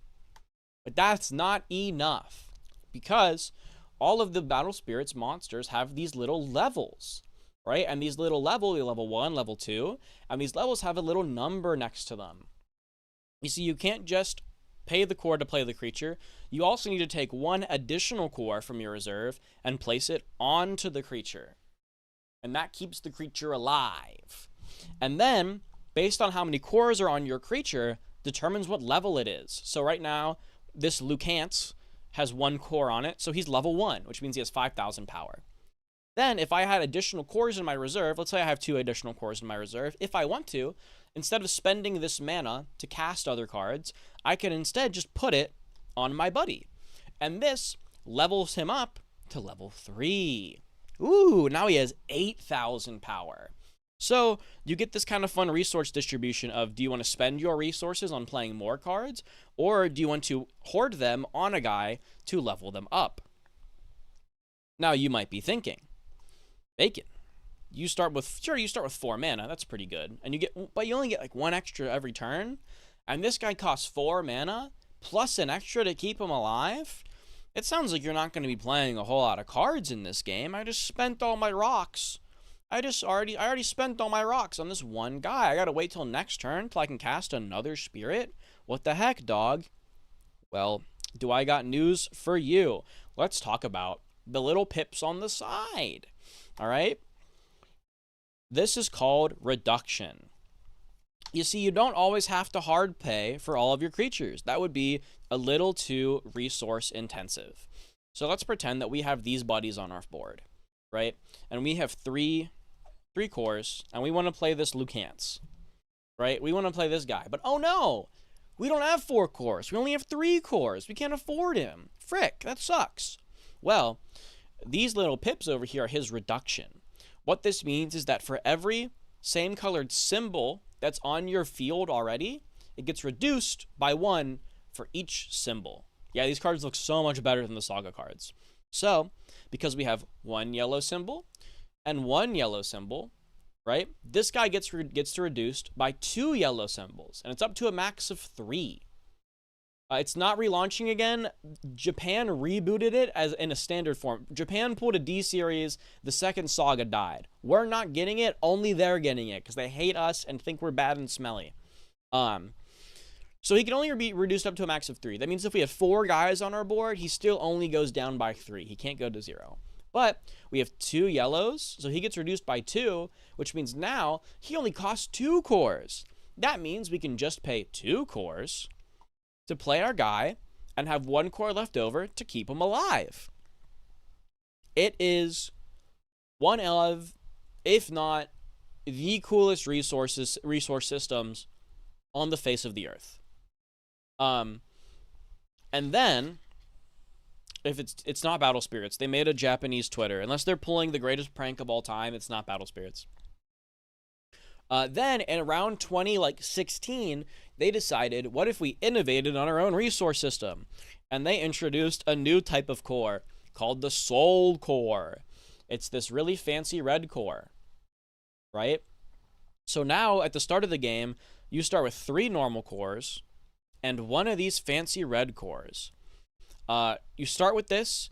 You will only ever get 1, and you will normally, unless like random game rules aside, typically, you will only ever get 1 and only have 1 soul core. And it's like your fancy core, right? It functions just like a normal core. The only difference is that you will have card effects that will reference having access to the soul core, right? An example, and so in standard, they have 2 mechanics that use the soul core. Let me bust them out. I guess maybe I can get someone that's a little more legible. Let's use her. The first thing they have is this thing called true release, which is that in order for her to be level 2, she needs 2 cores or just 1 soul core.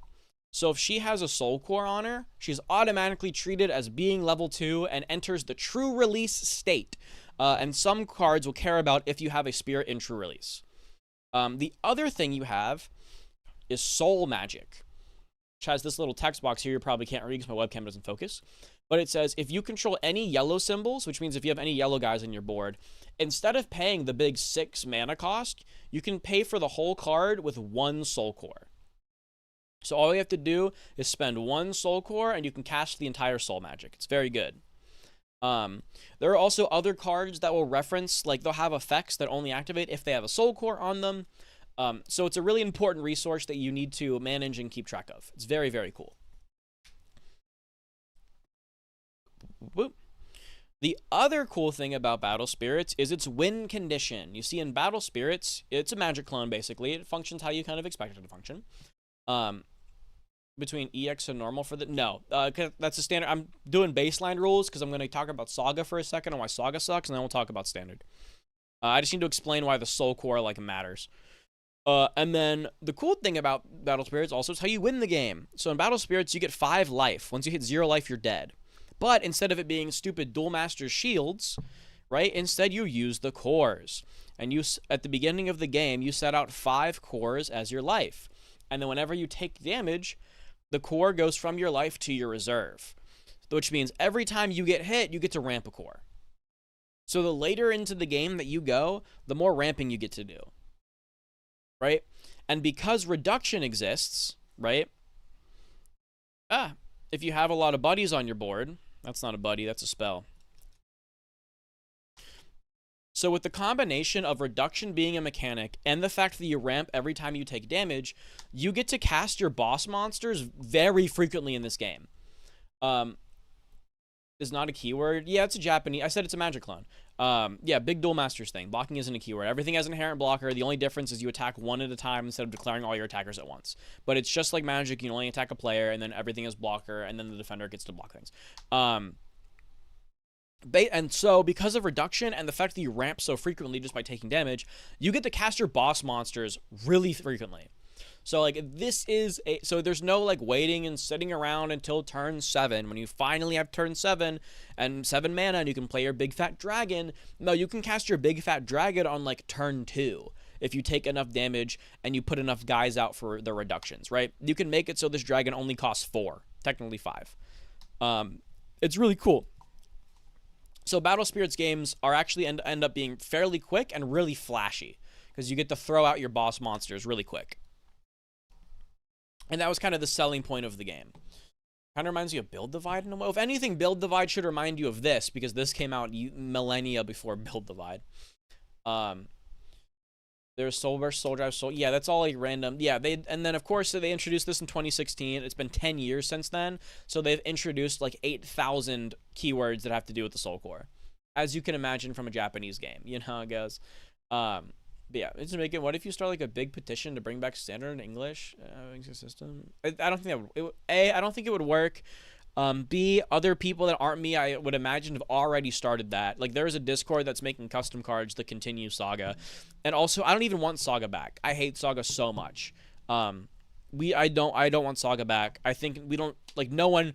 I wouldn't wish Battle Spirit Saga on my worst enemy.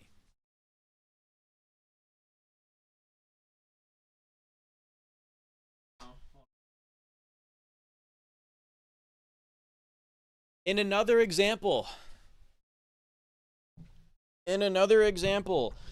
of America, for some reason, ruining Battle Spirits, let's take a look at the cores.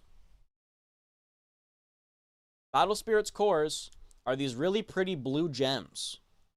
I love these things. They look so good.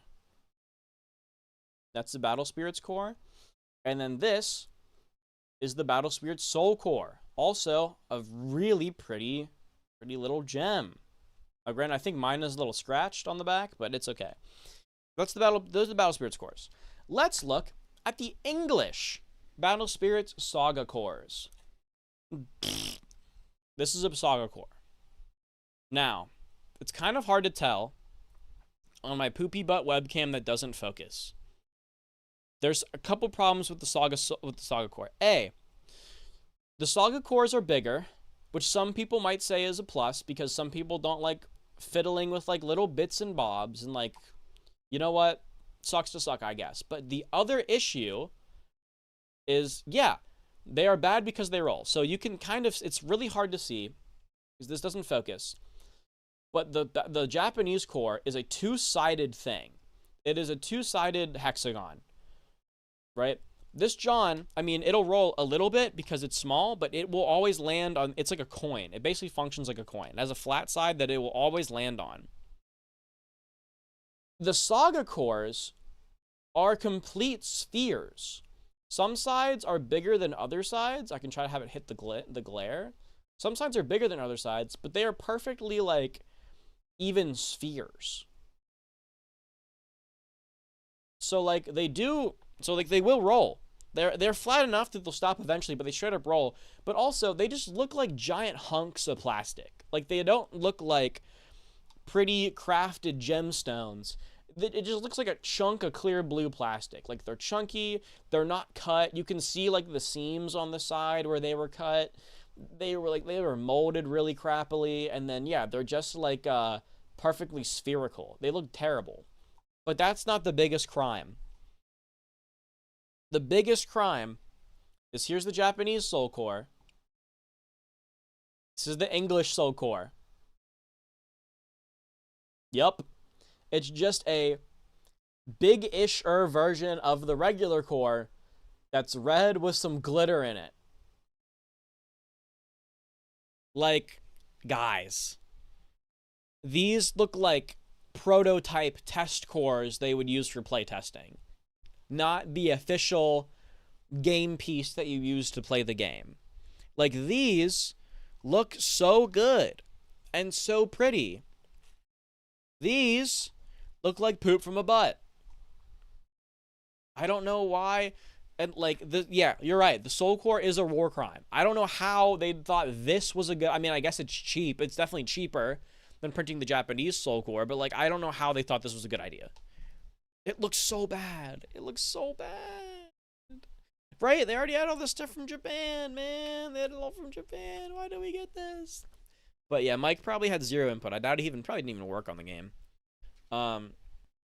Please share us the cards available in Standard. I will do that. I'm going to make a video on how to... So if people want to play... So if you guys want to play Battle Spirit Standard, because I actually really like the format. I think it's a lot of fun. I'm still learning it, though. I'm going to make a video on how to print these proxies. So I'm going to make a video on how I print proxies in general, just to help people. But also, it will be on how to print specifically these proxies, and I will link all the files for the English translations. At least I'll link all the files for English for set 1 and the starter decks. You might need to get creative for the future releases, but I'll show you all how to do that. Standard right now is on set 1. Set 1 came out. Set 2 is coming out. Right? Yeah, I think set 2 is coming out.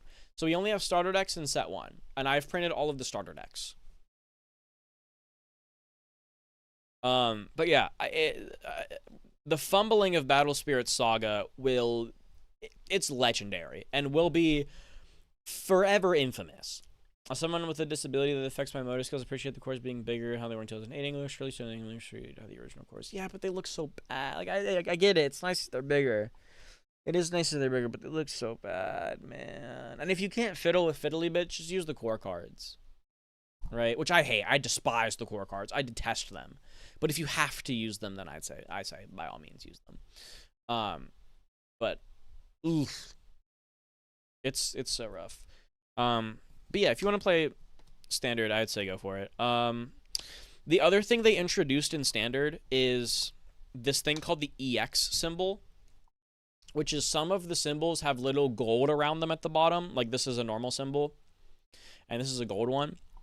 Some cards have this effect called Legacy, where when you are casting them, you are able to banish cards with this EX symbol from your graveyard to help pay for the reduction cost. And every EX symbol you banish from your bin pays for 1 reduction. They introduced this in order to make comebacks more of a thing, because obviously one problem with Battle Spirits is like I said, like you ramp a lot, and because you have reduction, it makes your bombs easy to play. But if you have no board, you have no reduction. So then these stupid big guys cost their full retail 7 mana, which is a lot. So if you get blown up, it's really hard to get back into the game. The EX symbols help of it. Once you get blown up, you can pay for the reductions out of your bin to help reestablish your board and get back into the game. It's very nice. It is a very solid inclusion. I like it a lot. It's very, very sick. Yeah, Battle Spirit's a really good game. Really, really, really good game. It's super solid. There's no summoning sickness. Everything has haste. That's important to remember. Everything has haste. Everything has blocker. It is a... all the numbers are in the thousands. Bigger number wins. If there is a tie, both monsters explode. Flash, the instant speed cards can only be played after attackers are declared. There's a flash window where you can play flashes. And then after blockers are declared, there is a flash window where you can play flashes. And that's all of the like interaction, at least in standard so far. In Eternal, there's a bit more interaction, and then they have trap cards where they have one trap zone called a burst, and you set it face down, and once its trigger conditions are met, you just flip it up and do what the card says for free. Some are creatures that just put themselves into play for free. Others are like giga spells that nuke your opponent's board. Oh, there's also the Nexuses. There's enchantments. Nexuses are cool. They function like enchantments in Magic. You pay their cost, you put them on the board, and they stay there. And they normally have a static effect. The cool thing with Nexuses is almost all of them, for their level 1, they need 0 cores.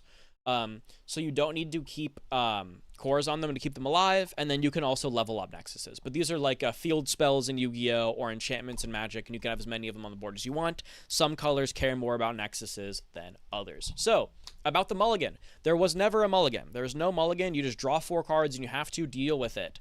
Something they did in Standard is they changed the rules. There is now a mulligan in Standard. It might also be in Eternal. But all the mulligan is, it's the typical Bandai mulligan. You just take your hand, you shuffle it back into your deck, and then you draw a new hand of 4, and then whatever hand you draw 4 is the hand you keep. And that's the mulligan. It's pretty simple. They get rid of the burst zone and the creature limit. Saga had a limit. Yeah, there's no limit. No limit in Japan. And they did, so far, there's no burst in Standard. But that remains to be changed. We might be getting that in the future. Standard is only on 1 set. But right now, yeah, no contracts, no mirages, no silly stuff, none of the flip revive dudes, no braves, no bursts, no soul bursts, no all that junk, all the extra gimmicky stuff is gone. The only gimmicky mechanics you have to remember are soul magics, true release, legacy, and the EX symbols. That's kind of it. Everything else is just like standard, like raw dog battle spirits, as far as I'm aware. It's sad. Actually, the US release went worse than Kaijudo. Funny enough. Kaijudo did a lot better than US battle spirits.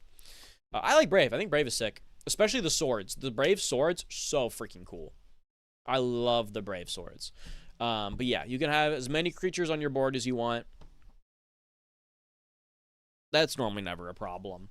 Some spells will have a main and a flash effect, so it can be like a sorcery you can play during your main phase, or you can hold them to use the flash effect at instant speed.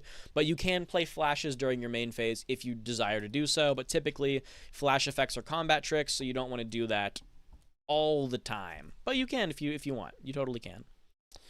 And like that's it. The rules of Battle Spirits are extremely simple. It is a very simple game, but one with a lot of depth. Kaijudo did better than Saga? Oh, absolutely it did better than... Kaijudo lasted like 3 or 4 years. Saga lasted 1 set, you know? Saga could barely make it past one set.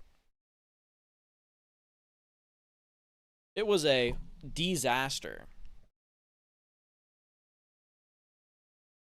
I'm gonna fiddle with the purple cards while we at. By a landslide. Kaijudo did way, way better than Duel Masters, which I do miss Kaijudo too, because I wish just having Duel Masters in my thing. There is Absolute Ice Shield. I think it's in the starter decks. Let me double check. That was another problem with Standard Saga, is Absolute Ice Shield. So in Japanese Battle Spirits, that is a thing where every like wave, all like Battle Spirits, all the time there is a generic white, like battle phase stopper spell, and you'll get like a new one every couple months. For some reason in Saga, they said, what if we just print one ever? So it became a gajillion-dollar staple. It was so annoying. Both went down hard. Like, Kaijudo definitely didn't end on a good note, but it survived way longer than Battle Spirits did, that's for sure. Anyone's getting another One Piece clone? Probably. Starter deck print is awesome, though. Yeah. If the new CCG that Bandai announced happens to be Naruto, do you think it would just be an updated form of the TCG? Do you think they will add a typical Bandai? If they do the typical Bandai fashion, I'm gonna crash out. If they just if they just print, like, if they just keep all of the CCG rules and print new cards, I would love that. I would become I'd have to become a Bandai shill. I would love to get the Naruto CCG back. The game was actually peak. So normally in Battle Spirits, you have a couple flavors of Absolute Ice Shield, or you get like a new one every format.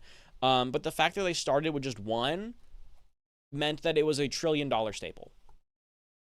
Yeah, please no more One Piece clones. Absolute Ice Shield, yeah, right? So in Standard, we do have Absolute Ice Shield. It's Defense Grid. It's a soul magic, so you can pay it with your soul core if you want. But only if you control a white symbol. So this is, so in typical defense, like white defense stuff, the white, it is splashable. Every color can play this, but it is much better at in white. They printed it at rare. Yeah, they printed it at rare, but it was still like $15 a copy, because it's like if Vanguard printed a one Cray Elemental Perfect Guard ever, right? Even if it's even if it's a rare, every single person that plays the game needs 4, right? So that's the kind of the tough bit. So then Defense Grid in Standard is flash, target opposing spirit. During this turn, your life can't be reduced by its attack. If your life was reduced during this turn, you change target to 2 instead. So it's a really soft Ice Shield. It's not one of the battle phase enders. There might be a battle phase ender in set 1. I haven't looked at it. But right now, in just the starter deck format, the Absolute Ice Shield is just you target a spirit. It can't do damage. If you've taken damage this turn, you target 2 spirits instead. So what you do is your opponent plinks you. You target the rest of their 2 spirits, and typically that's the rest of their board. The boards shouldn't be getting that much bigger. So this is our flavor of Absolute Ice Shield. It's much more playable. It's a 5-drop with 3 reductions, so it costs a lot. If you're splashing it, it's very balanced. If only Imagination. So actually, Imagination, they just reprinted a bunch of starter decks for it. Go look up the Imagination Kickstarter. I put it up on stream a couple weeks ago. But if you look up on go look up the Imagination Kickstarter. They're bringing it. Oh no, they are bringing it back. They're printing a bunch of booster boxes that are like a combination of every single set ever made. Because they hit some kind of stretch goal. So Imagination is like soft coming back. But yeah, it's not in any like grand capacity, but it is cool. Wimpy spell, yeah, it's wimpy, but it's like standard flavored Ice Shield. It's like it's the like, this is what Absolute Ice Shield was supposed to be. It was supposed to be something like this, right? Not immediately printing like the Burst Shield or whatever in the format. Like that was really bad. Like this is a much more fair card. And not immediately infinitely splashable. I think Battle Spirits is the best color mixing system. It's so good because it saw like, right, how do you solve the 5-color slop deck? Well, in Battle Spirits, if you try to play 5-color slop, you have to play all your cards at full retail. And once you play Battle Spirits, you'll understand that is so impractical. Playing cards for their full retail value is so impractical. You need like, the best you can do is either play a 2-color deck or like really hard splash for things.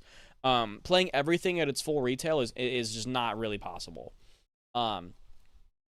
So the color mixing in Battle Spirits is really cool. I like it a lot. It's very good. Right now, Standard is kind of all monocolored. If you want a color mix, you kind of go play Eternal.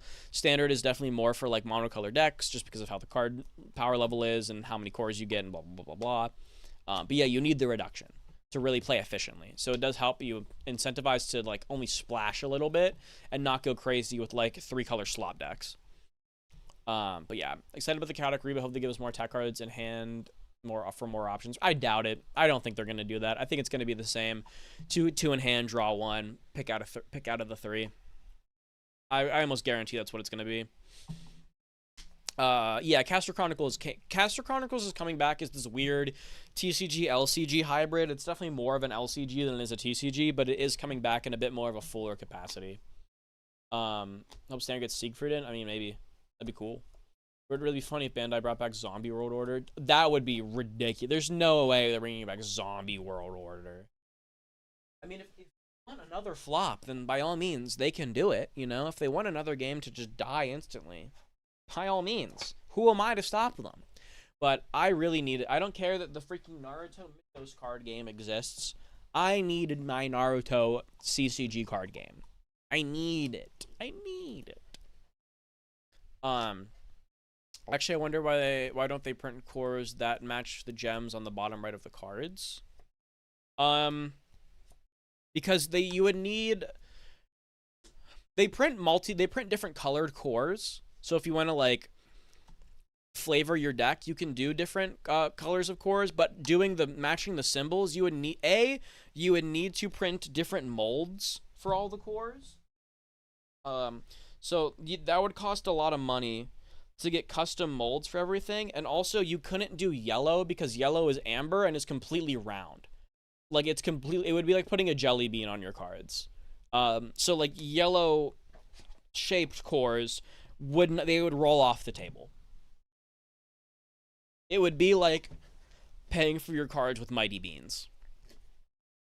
Are they going to stream the announcement? They haven't scheduled anything, so I actually don't think they're going to. Normally, they have like the stream like schedule thing up on the YouTube by now.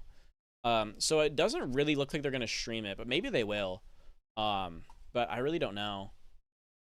What game do you theorize Bandai's going to announce on the 18th? Oh, okay, yeah. We're low-key talking about that. I'll come back to that in a second. Let's not forget about the best. Dude, Dragoborn, that game was cool, but again, unfortunate Duel Masters looking clone, so you know how it goes. Could be Sailor Moon. Again, we're playing Mad Libs with the game. Is going to be part of an announcement for Worlds. Oh, okay. I mean, I hope they stream it. I unfortunately can't watch it because it's going to be at 10 a.m. and I'll be at work, but we will be streaming our reaction to it.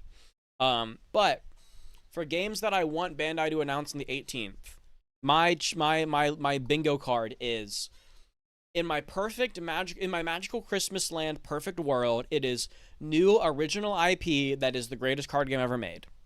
Now, obviously, that's impossible and never going to happen. So my realistic perfect world is a revival of the old Naruto CCG, one of the greatest card games ever made. That's what I'm hopeful for. I don't care that there's already the stupid Naruto Mythos. I need it to be the Naruto CCG because that game is incredible. But that's my hope. I think it could be a Bleach game. It could be a Super Sentai sort of game, like a Kamen Rider game. And then beyond that, it could be literally any IP on the planet. But yeah, I'd be so down if they just stole every mechanic from the old Naruto game and that too. I'd be okay with that if they just took the rules from the Naruto CCG and put it on a new IP, like they do. Like there's a Dragon Ball version of the Naruto CCG. Like there's a Dragon Ball game that's like almost the same exact game. If they did that, I'd be fine with that. I just want that game back. So if they put a new IP on it, I'm okay with that. That's fine by me. That would totally work. Premium Bandai do it with fancy yeah, like there's yeah, so it would need there's multicolored cores. You can get like fancier cores. They're just really hard to find too. Japanese cores alone are tough to find and get in America and like ship over here. Custom like the fancier cores, those are even harder. When you get up to the units that 2 damage having double cores is just a mess. Yeah. I guess. I mean, I like the 2 damage thing. It's really cool. The extra reduction is nice. I like how you can OTK by giving something 5 symbols. That's always fun. Like when Sohn did that in the Burning Soul Soul anime. That was hype. Hi, Master Neptor. What's popping all the way over there in the UK? What's pop? Oh, there's a lot of stuff I missed. Build Divide was so good, but kind of sucks that they're doing it. So many collabs. I actually hated Build Divide because Build Divide had triggers, but if triggers were worse than they already are. But I liked the anime. The anime was cool. I liked the gamble deck. The gamble deck was also cool. I just think shot trigger is like the worst mechanic I've ever seen in my life. It's cool to see because kind of what card game I heard good news on? What does that mean? Japanese Battle Spirits is good news. This game rocks. Too bad you can't play it. It's in Japan. But this is good news for the Japanese players, not for us. Assembling models right now. Oh, bad. That's right. E4 Eep. All good. I love being white noise for people to just listen to. That's my dream goal. Lore from the Blue faction is fascinating. True. Zoids, brother. Ain't no way. I'd love Duel Masters back, but they can't do it. They want to. The designers want Duel Masters in America. It's not gonna happen. Common Rider Force of Will Clone? Okay. Beat the Build devised a lot of the big losses, issue Shadowverse art, and everyone looks like they're in cosplay instead of being it. That is true. The Build Divide art is very, very hit or miss. I don't think Wizards of the Coast Lever, yeah, they want to, but they can't. They really want to, but they just can't do it. There's no way. But yeah, the shot triggers are so dumb. Yeah, Wizards has the Duel Masters. Wizards Wizards made Duel Masters, has always been making Duel Masters. It's really funny. Not UK, but Poland. We pierogi and really loud. Okay, my bad. In that region. Oh, not UK. I'm thinking of Europe. I meant EU. Wrong acronym. Not UK. EU. That's what I meant. But yeah, Digimon card game uses multiple decks. That's cool. Like card games coming. Well, we have new Bandai game getting announced in 2 days. There's a lot coming out. We have Chaotic coming out, new Bandai game coming out, Castle Chronicles coming out, the Haikyuu card game coming out, which I'm so excited for Haikyuu. Love Haikyuu. And I think one more that I'm forgetting, but I'll remember later for sure. Old Luck and Logic. Old Luck and Logic was it was too goonery. B, it was way overly complicated for what it was. I don't know why they made that game so complex. Like it would just immediately turn anybody off that tried to read the rules. Where they're like, what is going on? I don't know. They had this grand plan of making it the most complex game for the soul. It was complex for the sake of complexity. It was really annoying. Hasbro kill within a year. Yeah, true. It's also gonna. They have a long history of not wanting to print Duel Masters because it steals players from Magic. Thoughts on... Okay, yeah, sorry. Not gonna lie, I'm so nice for Duel, dude. Oh my gosh, Duel Masters was so freaking cool. Something else. English Zillions of Enemy X. It would be really cool, but again, not really an American thing. Can you imagine if they bought the rights to Zenonsar? That'd be so weird. Oh, that'd be really weird. Echoes of Astra is a game that... Man, Echoes of Astra. That sure is a game, isn't it? That sure is a game. I checked out Echoes of Astra. It's like okay. It's really not for me. And it's one of those games where it's like, dog, all of its success rides on the success of its IP. If they can't find a way to make that IP its own unique thing and have its own like appeal, the game's going nowhere. Right? It's fun. I think it's fun. It's a different game. It has to compete with Riftbound. It's extremely similar to Riftbound. So they're going to have to fight that. But I think it all hinges on how much they can make the IP, how do I say, like, matter? You know what I mean? Like, if they just do nothing with the IP and it's boring, like, animal girls with guns, it's not really going to go anywhere.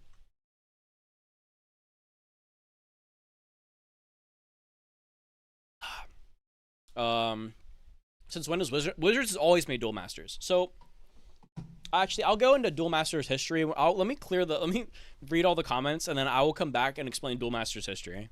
Fun little history lesson.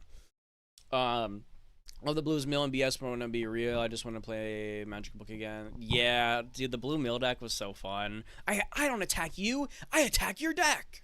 What? That was sick. So that's the thing, right, with Naruto Mythos. I don't know, because I don't know how, like, IP law is weird, and with how it gets shared. So a good example, right?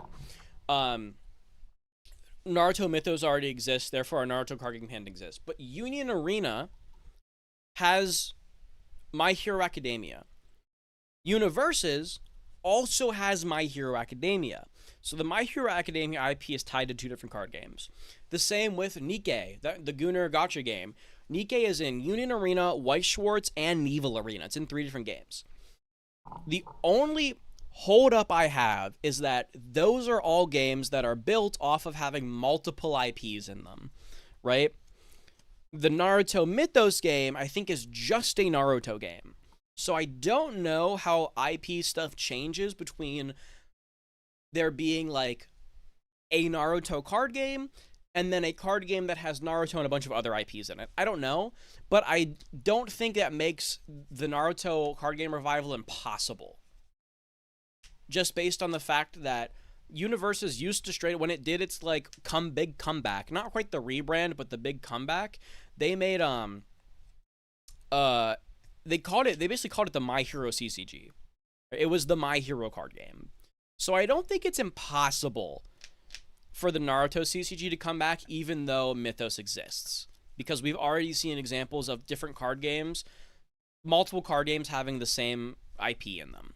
But I don't know. That's not my wheelhouse, so maybe, maybe not. Luck and Logic, a deeper, complex game isn't bad, but doing it wrong is how I feel it fudged up.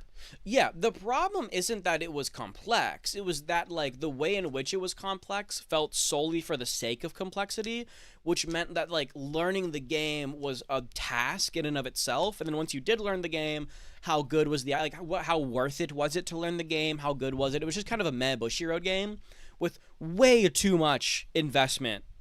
It warranted way too much investment. So, like, that's kind of where it died, where it's like, it applied to such a tiny, minute niche of players that it was never going to go anywhere. Because players are always going to get turned off by either how inherently complex the rules were, and then how, naked all the girls were. But they kind of be like that sometimes. Some people say it's Riftbound, but, like, if anything, it's more better Lorcana. Sort of. I would say you could argue it's like a mix of Lorcana and Riftbound. Like, it's Lorcana if it had Riftbound's combat. That might be, like, a fair assessment of it. You could say it's Lorcana or Riftbound's combat, but yeah, I don't like either of those games. I've also said I blindly hate any game that has a condition of counting up to a victory point, aside from Oshi Push. And, Echoes of Astra is closer to Oshi Push, but I think it's too generic in its game. Its gameplay is too generic. It needs something else to make it stand out, right? Bandai's something else is the associated IP, right? The fact that it's One Piece, that it's Gundam, that it's Dragon Ball, right? Echoes of Astra needs to find something to put it above all of the games that it is similar to, and I think it's going to really struggle. I think it's really going to struggle to do that. I'll read all the comments on my TLDR here. Oh, dude, I love reading the comments. Okay, yeah, you did the Duel Masters thing. Yeah, Blue Girl Burning Soul lost every... No, she did. They did my girl so dirty. She only won the games where she got new cards. It was the classic, she'd only win if she got new cards. And if she didn't have new cards, she'd get bodied. I think if you look online, if you go on the wiki, her win rate, I think she's won 1 game. Yeah, she's won 1. She only wins 1 game, and it's the game where she gets her Soul Burst that turns her deck from a mill deck to an OTK deck, right? And she gets the 5 symbols. She wins 1 game to show that combo off, and then loses the rest of them.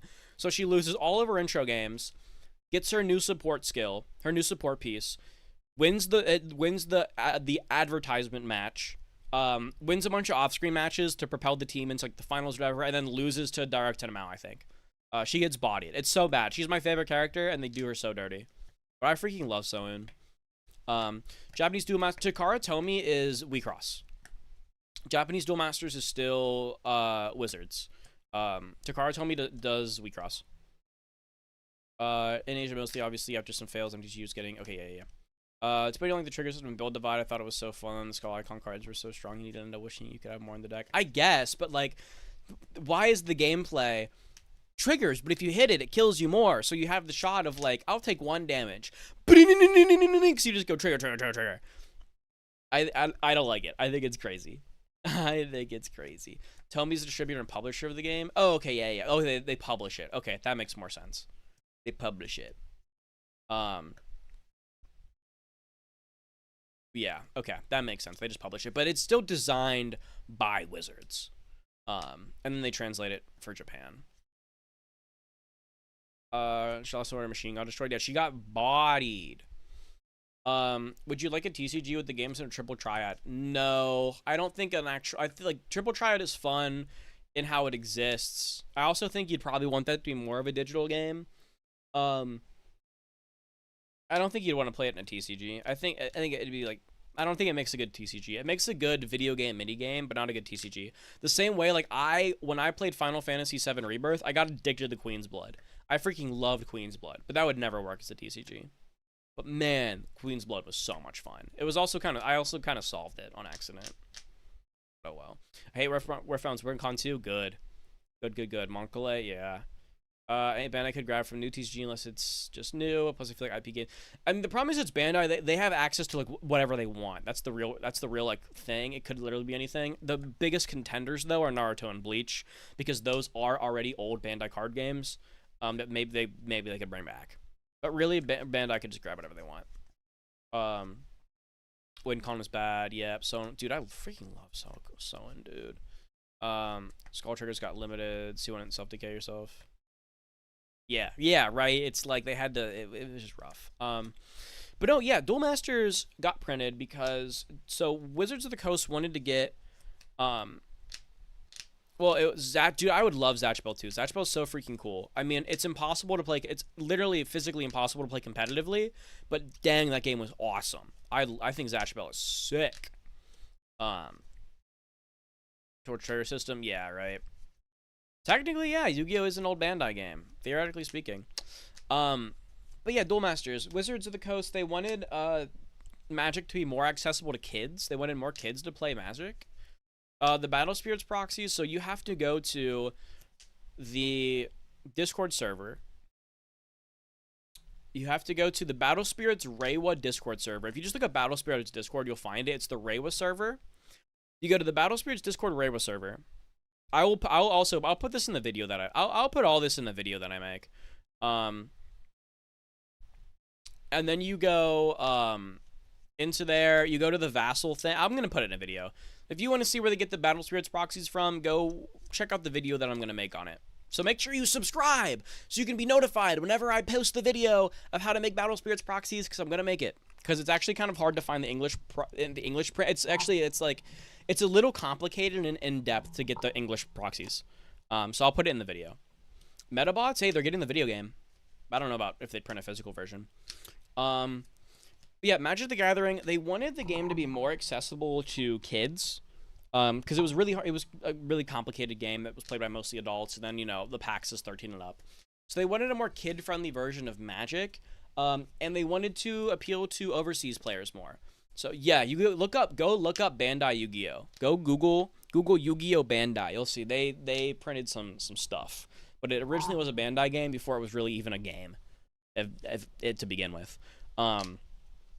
So, Magic the Gathering had a manga called Duel Masters that was in Japan, and they said, hey, what if we retooled this into its own game, and used it as and made a watered-down, more kid-friendly version of Magic. So, Duel Masters was designed as a kid-friendly, watered-down Magic the Gathering, right? It's the same game. There's no lands. You just put your cards down. There's no life points. You track the game with the cards themselves, with the shields. There's no instance. All the spells just happen during your main phase. They took away all the unnecessary card types.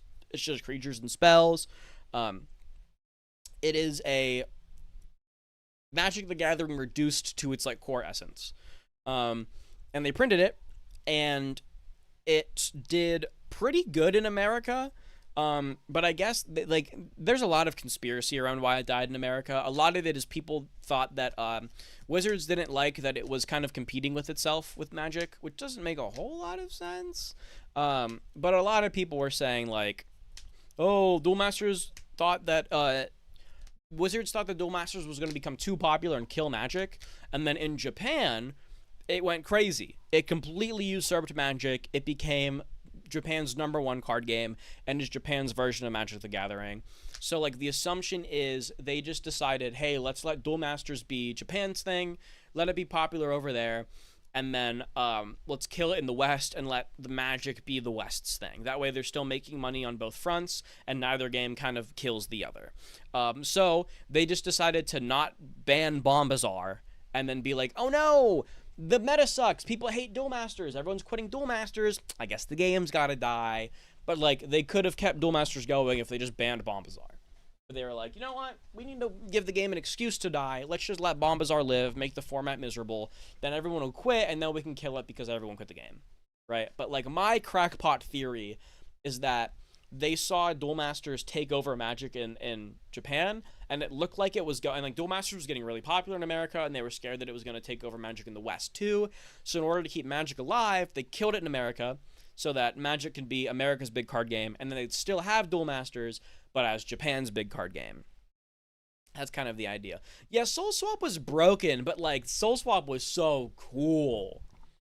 Like, Soul Swap was broken, but, man, I think Soul Swap is, like, meta-defining in, like, a cool way. Like, I fondly remember Soul Swap. But, yeah, Forge's Burn is a little poopy-doopy. But I think Soul Swap is really cool. Bombazar, that card was a problem. That card's a huge problem. But, yeah. Magic also had another video game, unlike Duel Masters. Well, technically, they had Duels of the Planeswalkers. If you want to count Duels of the Planeswalkers as Magic the Gathering, the video game, it's probably about as close as you're going to get. But it kind of counts. Because it's not just a sim. It's much more of a video game.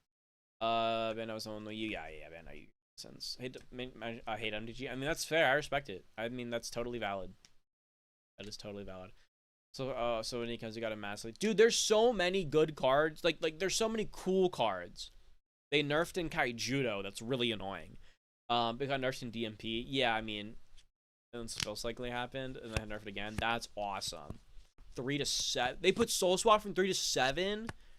I mean, yeah, that's they nerfed it to 8. Jeez. Without Soul Swap, you have Water Rush and Gaunter Rush. I mean, yeah, there are Rush decks. Those decks are 2-0. They're definitely good. Dude, I think Soul Swap decks are so fun, man. Like Swap Box. Swap Box is such a fun deck to play.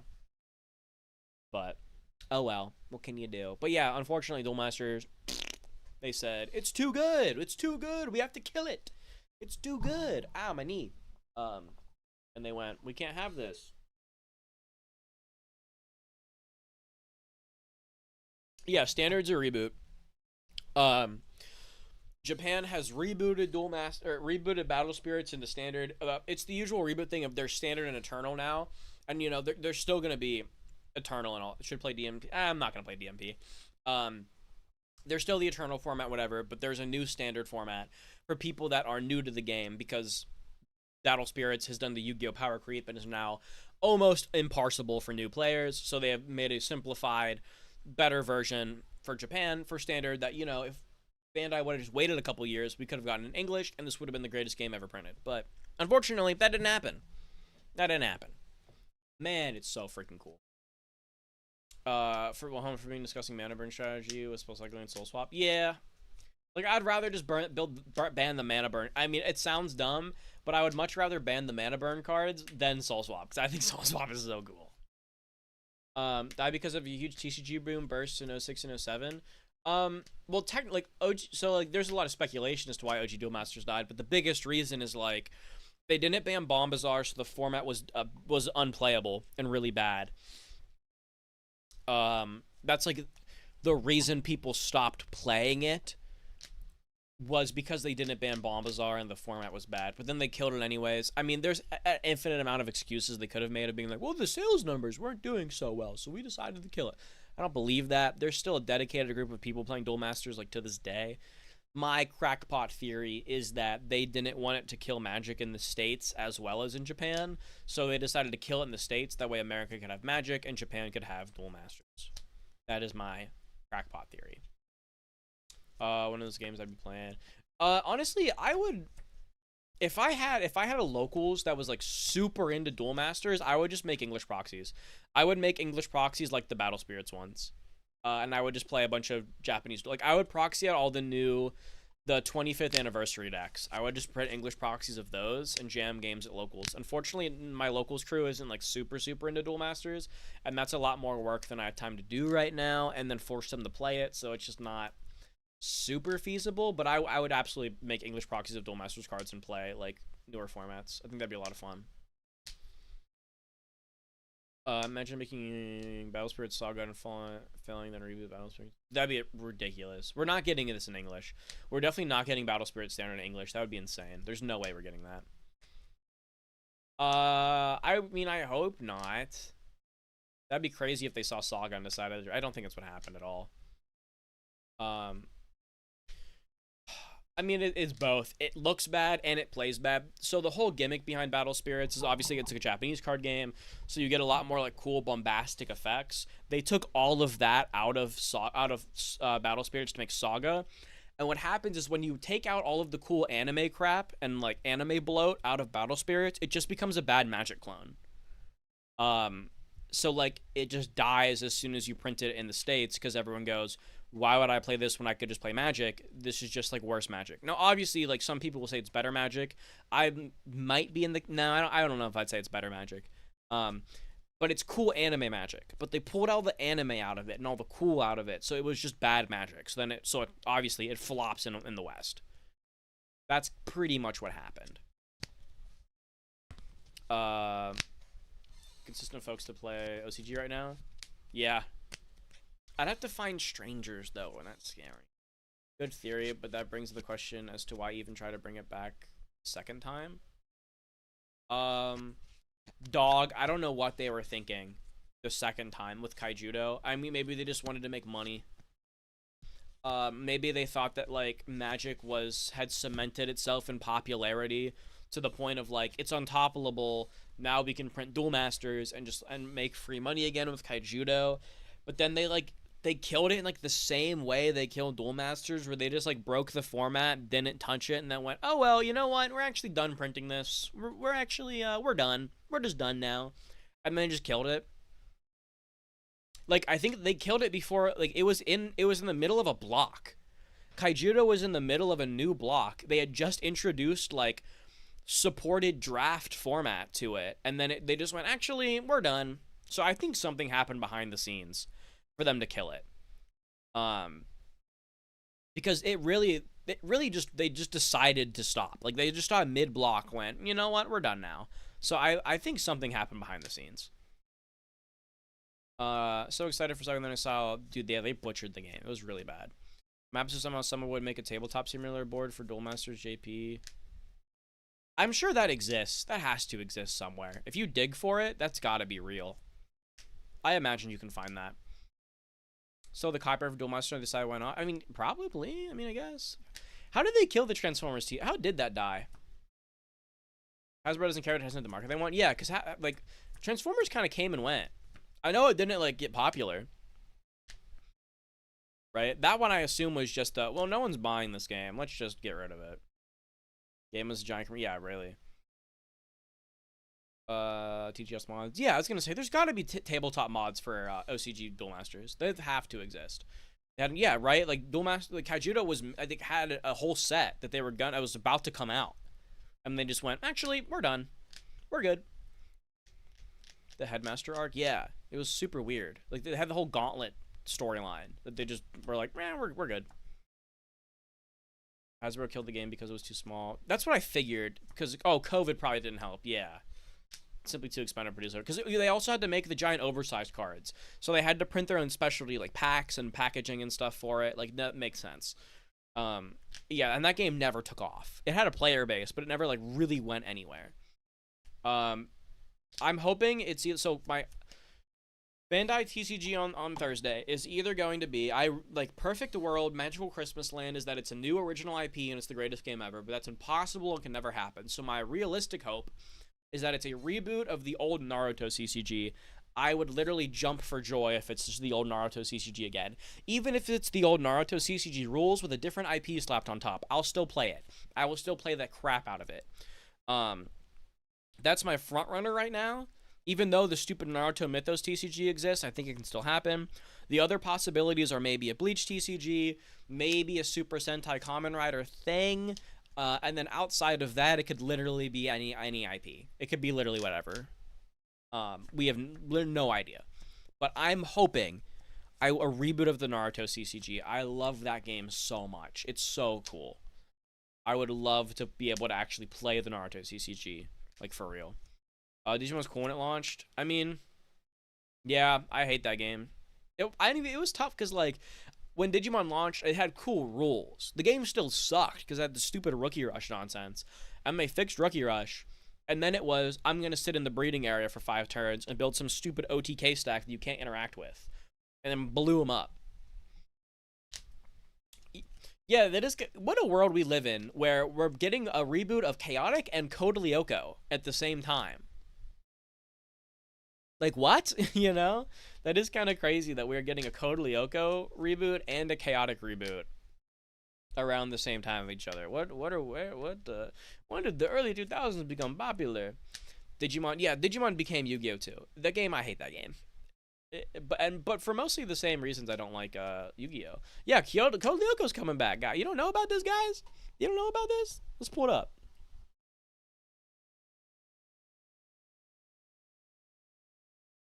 Hold on, I'll pull it up. Takes me a while to get the Super Chrome tab open. Hold on. I gotta go here. Let me open my X account.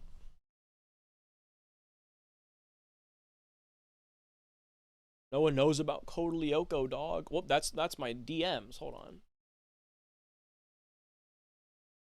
I should have clicked the wrong button. I meant to click Explore. Leaking DM. I don't even have any DMs, so I can't. There's nothing to even leak. Code Lyoko's back, guys.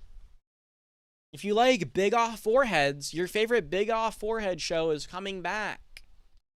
Yeah, it's a season 5. It's a continuation. Is the idea. Code Lyoko season 5. And it's gonna be a sequel.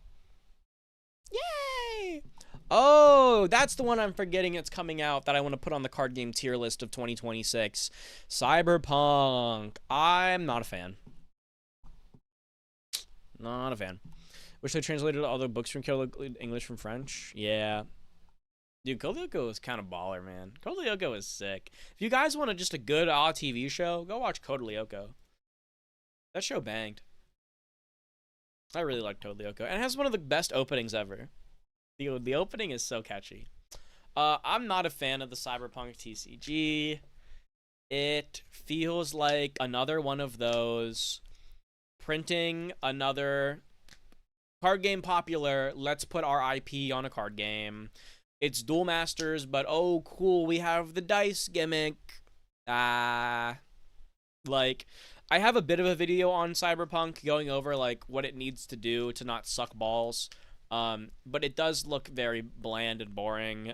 It's another Duel Masters game, but there's some dice instead of shields. It's nothing crazy. It looks very medium. It also is like made by a company not comprised of TCG designers. Because what ended up happening is they just put out a podcast episode where they changed a bunch of the core rules of the game due to Discord playtester feedback. So they, at the very least, do not have a robust team of playtesters. They kind of need to have Discord do that work for them. So I don't have high hopes for the game. Really, it's gonna be another one of those, guys. If you like the IP, play the game. If you don't like the IP, don't play the game. There's really not that much there. It seemed like, yeah, right. It does seem like they didn't have like a super solid gameplay designer. They just went like the dice mechanic is cute, kind of. It's okay. It's completely contingent on the card effects, whether or not it's actually going to be relevant, even though there aren't that many ways for it to be really relevant in the first place. Like, I think it is a little, like, not a little overhyped. It's really not that interesting. That works well for V card, yeah, exactly. So I think like the game is fine in the same way that like a Bandai game is fine. You know what I mean? Like the game is okay in the sense that it uses like tried and true ingredients, but it doesn't really do anything new with those ingredients. So it is one of those like, if you like the game, play it. If you don't, don't. You know. It is a Kickstarter TCG that has like trillions of dollars of funding in it, so that's really cool. Yeah, the Mystery Flip Commanders is like I like how they did example.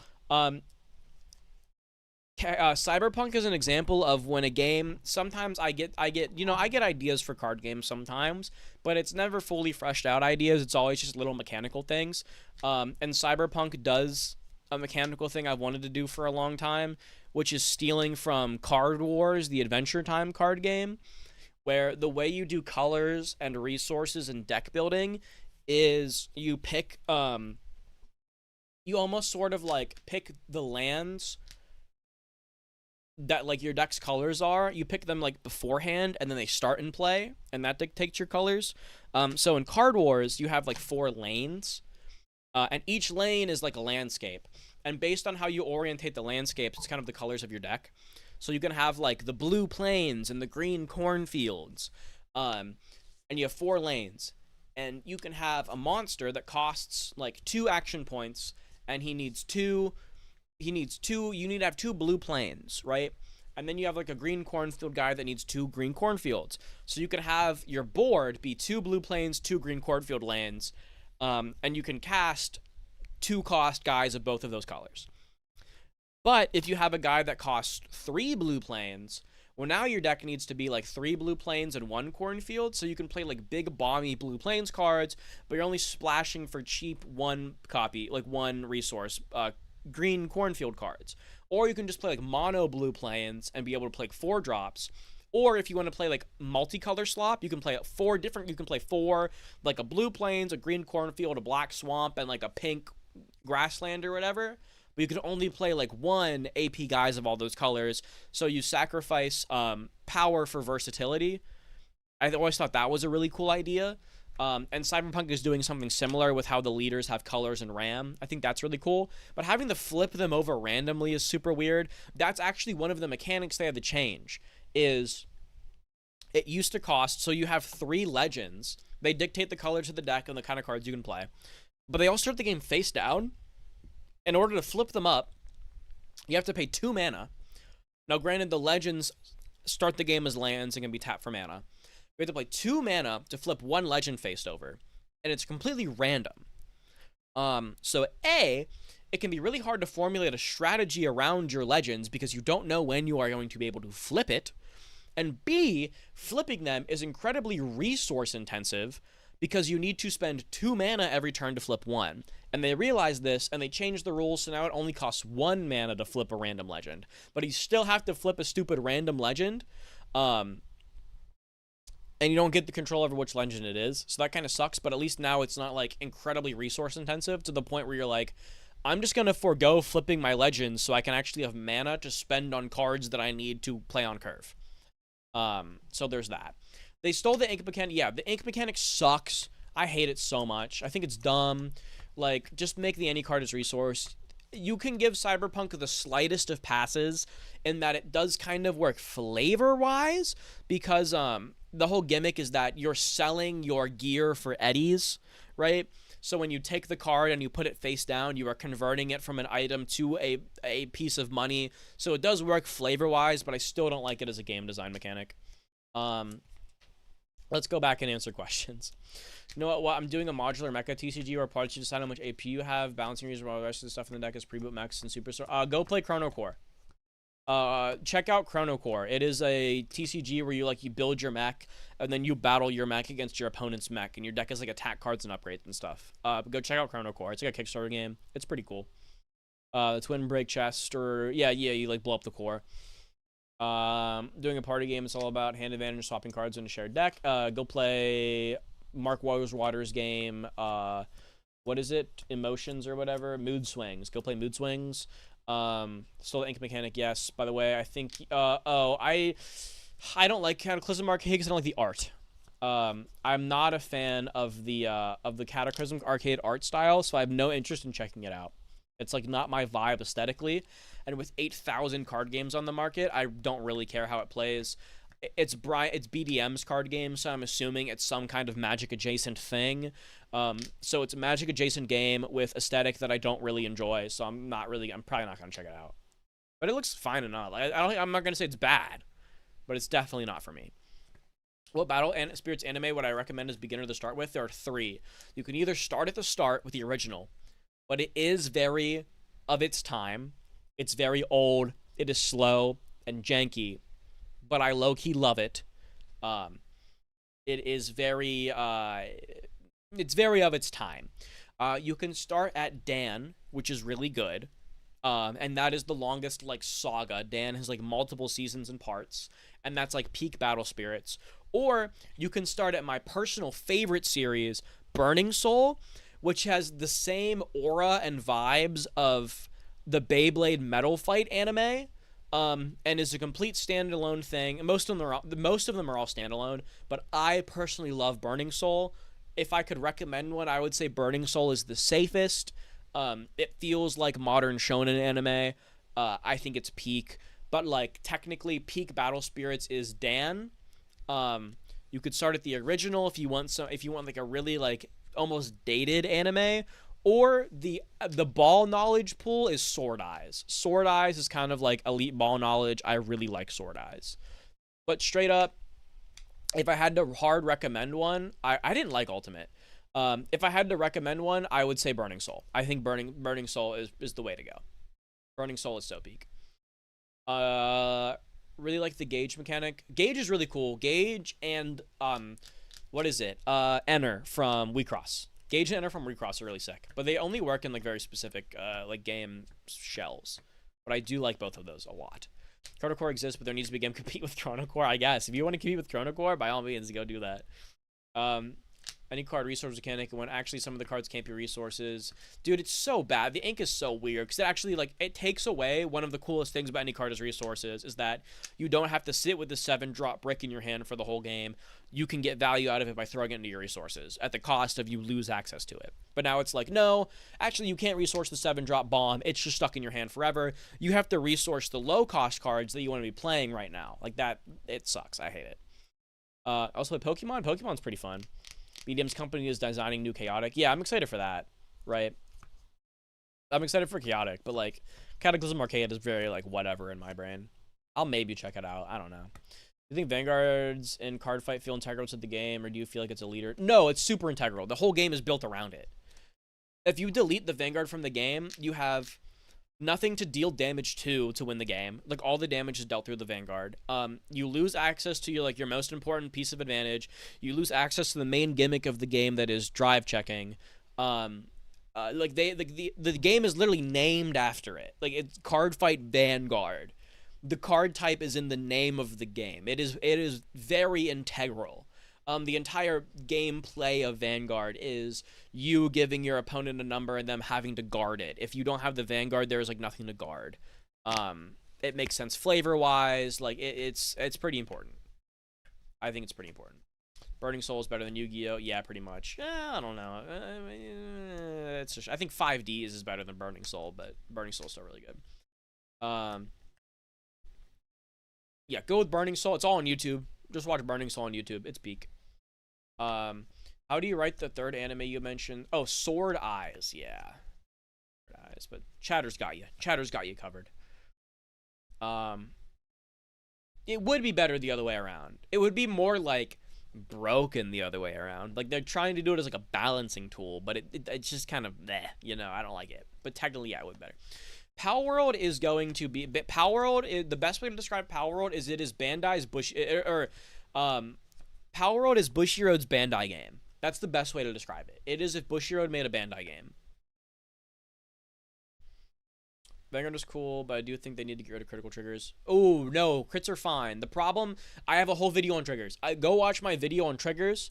It's like from like Gimmick to Slot Machine or something. The problem is the power. Crits are totally fine. Over triggers need to go. But the problem is the power they give. Go watch the trigger video.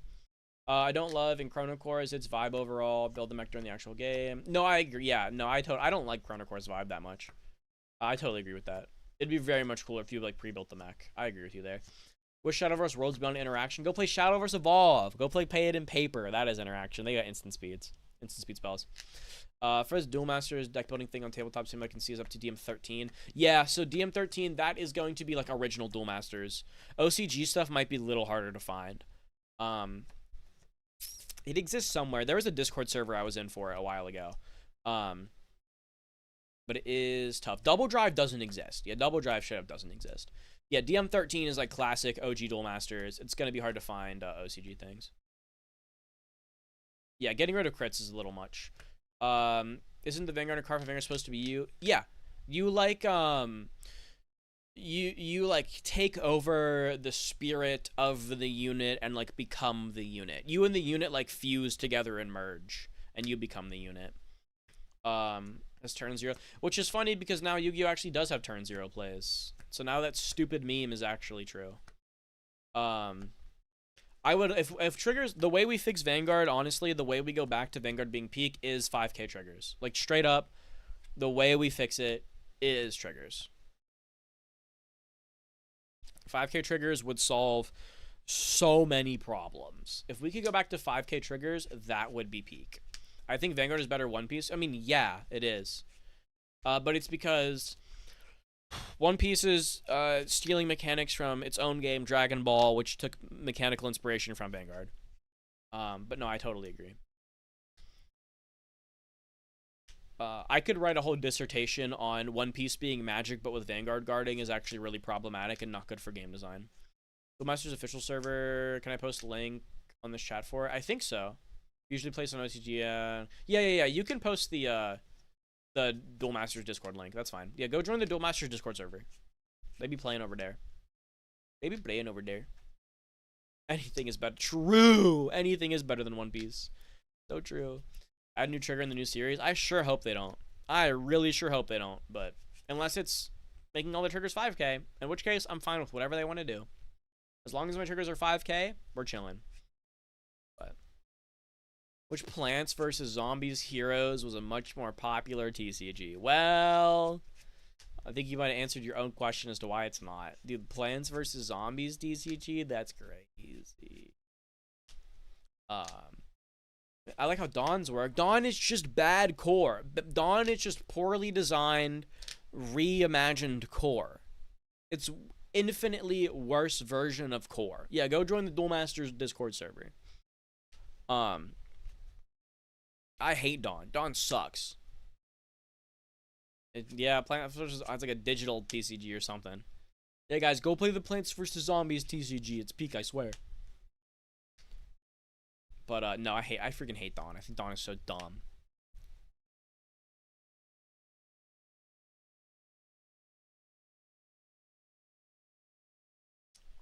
It is a worse version of everything it takes inspiration from.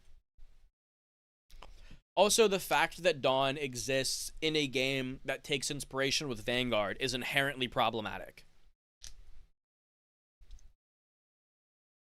Sanser back 5k power no OTs. I would love that. I think that'd be incredible. Any shops that play Vanguard? Yeah, I mean, a lot of Vanguard shops have just died. A lot of them died. What if 4k or 1k? No, just make it 5. Just make it 5. We don't gotta get weird. Just make it 5k. Just make it 5. 5k and we're good. Because the whole game's math is built around triggers. So, like, triggers were important because all of the game's math was built around those increments of 5. If you make it 1 through 3, you don't actually change. It doesn't actually change anything. It doesn't change the math. It just makes some triggers worse than other triggers. So people will just play the better triggers. It doesn't actually, like, meaningfully change the math in any way that's, like, interesting. Thanks for the visuals of BS. I'll check it out later. Links to you posted in standard English translations. Have a good stream. Thank you so much. Have a good night. I'm glad you enjoyed Battle Spirits. One of the greatest games ever made. You can pre-boot MXP with factions based on cores and weapons. I think it'd be sick. I think it'd be really cool. Top 5 worst. Dude, and it sucks because Bakugan could have been so cool. They just really botched it. They botched it crazy. They botched it crazy style. Yeah, 5k triggers. I went into Angel Feather and Vanguard, the whole mechanic of taking damage and cool effects. Angel Feather is cool. Your damage zone is a second hand. Angel Feather is a super cool gimmick. Alright, for next era next year.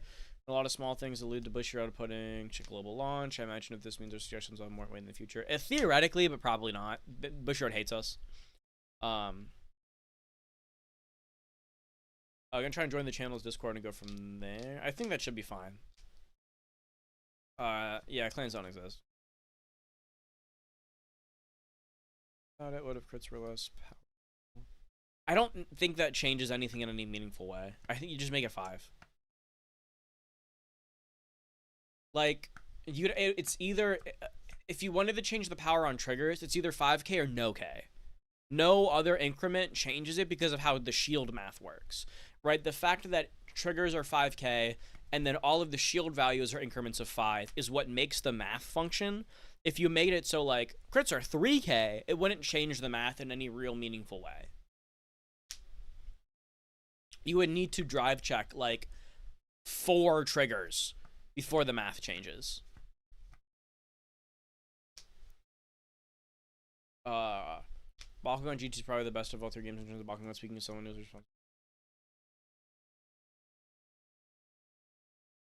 Yeah, it is whack, right? I don't know why they did what they did. It's very odd. No, Bushiroad hates us, bro. Bushiroad hates us. I don't disagree there. I truly believe they kind of low this, but oh, absolutely. Didn't they kill? They want to kill Premium. They want to kill it so bad. They want to kill it so bad. They've effectively killed it, but they want it dead. They've wanted it dead for years, but they couldn't kill it. It was really funny. Yeah, no, damage on is a second hand. Sick gimmick. Sick gimmick. Ugh, but yeah, I don't know. Vanguard, can Vanguard be fixed?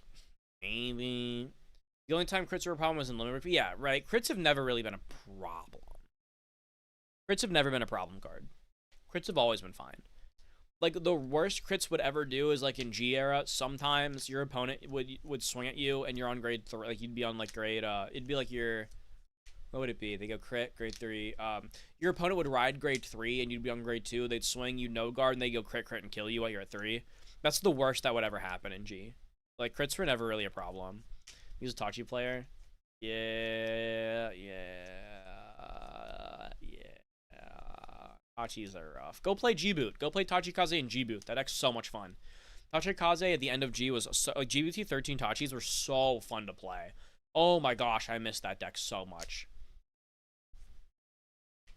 Would lowering power across the board be beneficial? Yes, that's what I'm saying. Put triggers back to 5k. It fixes all the math. Because all the math got broken when they boosted them to 10. And then didn't compensate the shield enough. Like, they doubled the trigger power and gave us 1.5 times more shield. It made triggers way too sacky and really swingy. I have a whole video on it. I break down all the math. It's really bad. Putting on Angel Feather image, in Grand Blue because Malkuth came in the V and they boiled it down. Yeah, they just, they hate Angel Feather, bro. They haven't printed a good Angel Feather card in so long. Triggers are not the issue. For the biggest issue, games on 5 attacks. Yeah, right. Triggers aren't a problem. It sucks.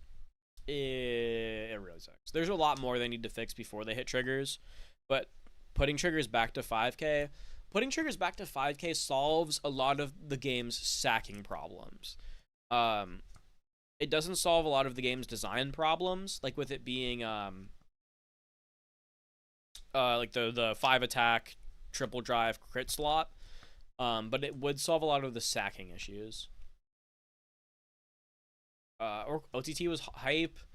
Dubatom Dominate was sick. Saying even Unipanel, like, yeah, like, well, yes. So, like, go back to the original series when grade 3s were 11k, grade 2s were 9, and grade 1s were 7. Like, sure, yes, that could include that. But, like, the main problem is the trigger power, right? If they want to go back to the old numbers, sure, it just kind of changes like what the math looks like, but not really what the math is. Changing the trigger power changes how the math functions. Changing the unit power just changes what the math looks like, but it's still all the same calcs. The numbers were just different. You'd just be looking to push for like 28 instead of 26. Like right, all the numbers are still relatively the same. Oh, dude, G Guy Devastate, dude, it's so fun. You can eat your lock cards, and then you revive the board, and you do the combos, and you get all your resources back. Oh, dude, that deck was so fun to play. Fulfilling, yeah, for real, dude. You can engorge the lock, dude. Engorging lock cards felt so good. Felt so good. Let's take it back to old numbers. Bring back G Zone. I do like G Zone. If we could, yeah, honestly, like you're saying, go back to G. Let's just go back to G. G's so good. That'd be so nice. I'd love to go back to G. The links, they might work on Twitch. Oh, maybe. Oh god, no, that doesn't count. The G deck sets do not count as a return to G. That does not qualify. No. No, we went back to G proper. Perfect. Persona 30 anniversary. Yeah, it's the Persona 30th anniversary. Yay! Let's touch so touch. Yeah, they never printed Gaia in Zero, dude. It's hilarious. They never got G's support in Zero. They just straight up forgot. It's so funny. Yeah, crests suck. The crest mechanic is awful. Because Chrono Jet was the problem. Man, but like G was so cool, dog. G was so cool. I mean, a lot of the G metas sucked, but they sucked just as much as every other Vanguard meta, you know? So like, yeah, like some G metas were bad, but like so were all the metas. To be fair. Got my shit on the 30th anniversary of a franchise during their 50th anniversary. Just not a franchise thinking of. I mean, yeah, technically. Ugh, but yeah, I mean, there's like a billion ways they could attempt to fix Vanguard. I don't think they're going to do any of them because they've established that they want Vanguard to be a sacky slop fest that you're supposed to play very casually, that for some reason players refuse to do so. But it is what it is. It's like SMH. Yeah, Locke is back. Ooh. Granted, Locke has been back with Artisaria and Messiah, but like Chaos Breaker's back. So it's like, ooh, stinky. That deck looks kind of bad, not going to lie. Because Chrono's Dow was too expensive to hire for Zero and the Kid Tachi player. No, the Kid Tachi player was cool. I like the Kid Tachi player. He was kind of sick. He got blown up by Gardora, and then Kamui had to come save him. It was really funny. But yeah. I don't know. I can complain about Vanguard for forever. All right, chat. What are we looking at? 8:42. We've been streaming for about almost 3 hours. Chat, I think that's gonna do it. I think it's gonna do it for tonight. Get hype because there's no stream on Wednesdays. We don't stream Wednesdays, but Thursday, next stream is the grand Bandai new game announcement, chat. So get hyped for the Thursday stream because we're going to be taking a look at Bandai's brand new game. And we're going to see, is it good? Is it bad? Is it enough for us to completely commit the channel to covering it? Or is it going to be another piece of IP sludge that just makes me depressed? You know, what are we gonna do? Is it Thursday? So it is going. The actual like announcement, is. Wait, what? I joined for an hour. Leaving. Good night, big. When is the Discord for your stuff? I'm not making a Discord. Maybe I don't know if I'm making a Discord. I'm not gonna make a Discord, dog. Maybe one day. Maybe one day we make a Discord server, but I can't manage all that. I can't run. I don't got time to run that. Maybe one day I'll make a Discord server, but that day is not today. But the Thursday stream, Vanguard Zero died because they caught up. They finished G and went, well, we're out of stuff. Goodbye. It was so funny. Everyone was theorizing, like, what happens if they catch up to G? What happens if they catch up on G? What are they gonna do after G? Everyone's like, well, sure, they're not just gonna kill the game. And they were like, yeah, we killed it. We killed the game. We're done. We caught up. It's so funny. No, I will send invites here, just ensuring no toxicity. I mean, I don't know. I don't. What would even be in why don't I even put in the Bacon Saver Discord? I mean, you know, I would not be active in it. Yeah, I'm not gonna make a Discord I'm not active in. I don't know. Maybe one day I'll make a Discord. If we get chat, if the channel gets big enough, then I'll make a Discord. But as of now, the Discord is right over here. This is the Discord. The Discord is right here in this chat box, right over here. This is the Discord. TG, you got some Discord stream alerts. Stream alerts. Just put notifications on your YouTube, dog. Easy. And I can't do specific games because the specific games would be all of them. I don't know. Maybe one day. Maybe one day I'll make a Discord. But for now, the Discord is right here. And it's right here. Yeah, Brian, you with the super chat. I think it's a super chat. Is it I don't know what it's called. We're calling it the super chat. Let's go. Quest cards and Vanguards are bad because they're just sideways leader cards. What the frick is a quest card? What the heck? Wait, what is a quest card? I can't end stream yet, chat. I got a super chat. I got to respond to that. Oh, frick, chat. No. No. Oh, chat. I just learned the tech. If you ever don't want me to end stream, want me to hold me hostage, you just start sending super chats that I can't ignore. And then I can't end the stream.